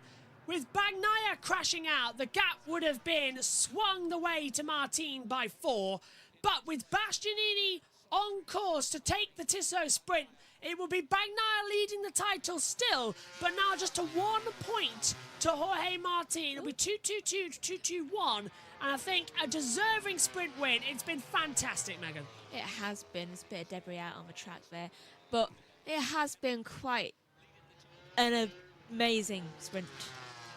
Medium front, soft rear, that's the tyre strategy that works. He comes out of Vale into club corner, and Enea Bastianini performs a sprint masterclass and wins the Tissot sprint at Silverstone in fine fashion. His first sprint race victory.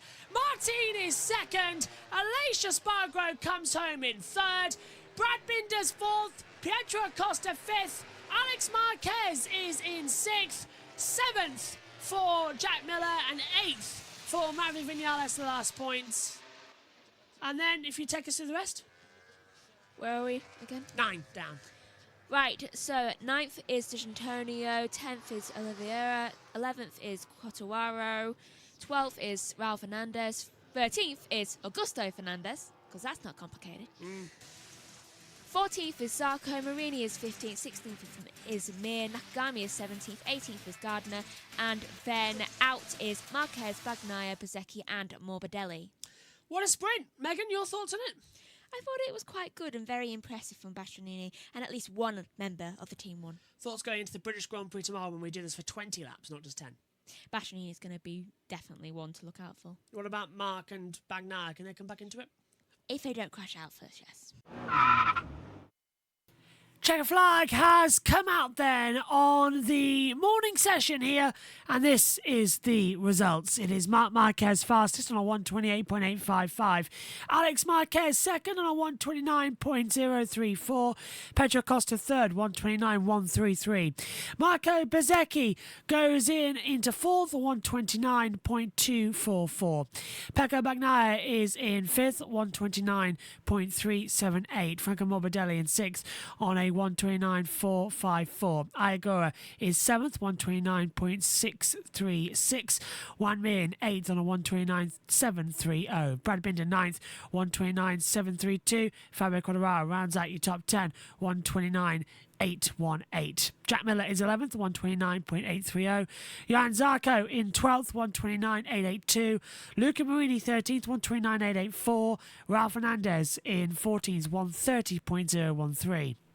Alex Rins goes 15th, 130.218. Maverick Vinales goes in 16th on a 130.258. Then we get Somkat Chandra in 17th on a 130.465. And Air Bagini 18th, 130.516. Miguel Oliveira in 19th, 130.565. And then Ferdinand Aguirre 20th, 130.597. And Lorenzo Salvadori on a 131.527. These times then are going to get reset ahead of this afternoon, because in around about 15 minutes time after this practice start session, we are going to go for the second session where everyone's going to turn up to 11 and we'll really see the fast times. So we wipe the board and we go again. At the end of the day, we'll combine the sessions from all of the day's testing to see exactly who was fastest in the Buriram test. If you're watching us on JB Motorsports 2 and JB Motorsports Twitch live, you don't have to do a thing. If you're watching us on JB Motorsports on the Premiere, we're going to end the first session coverage now and come back for the second session coverage. So stay tuned for that. So if you're watching us on JB Motorsports 2, we'll reintroduce the program. On JB Motorsports, we're going to switch over to the next session. Session 1 then is Marc Marquez, as per normal, really is coming into his own. We'll see you again shortly. Bye-bye.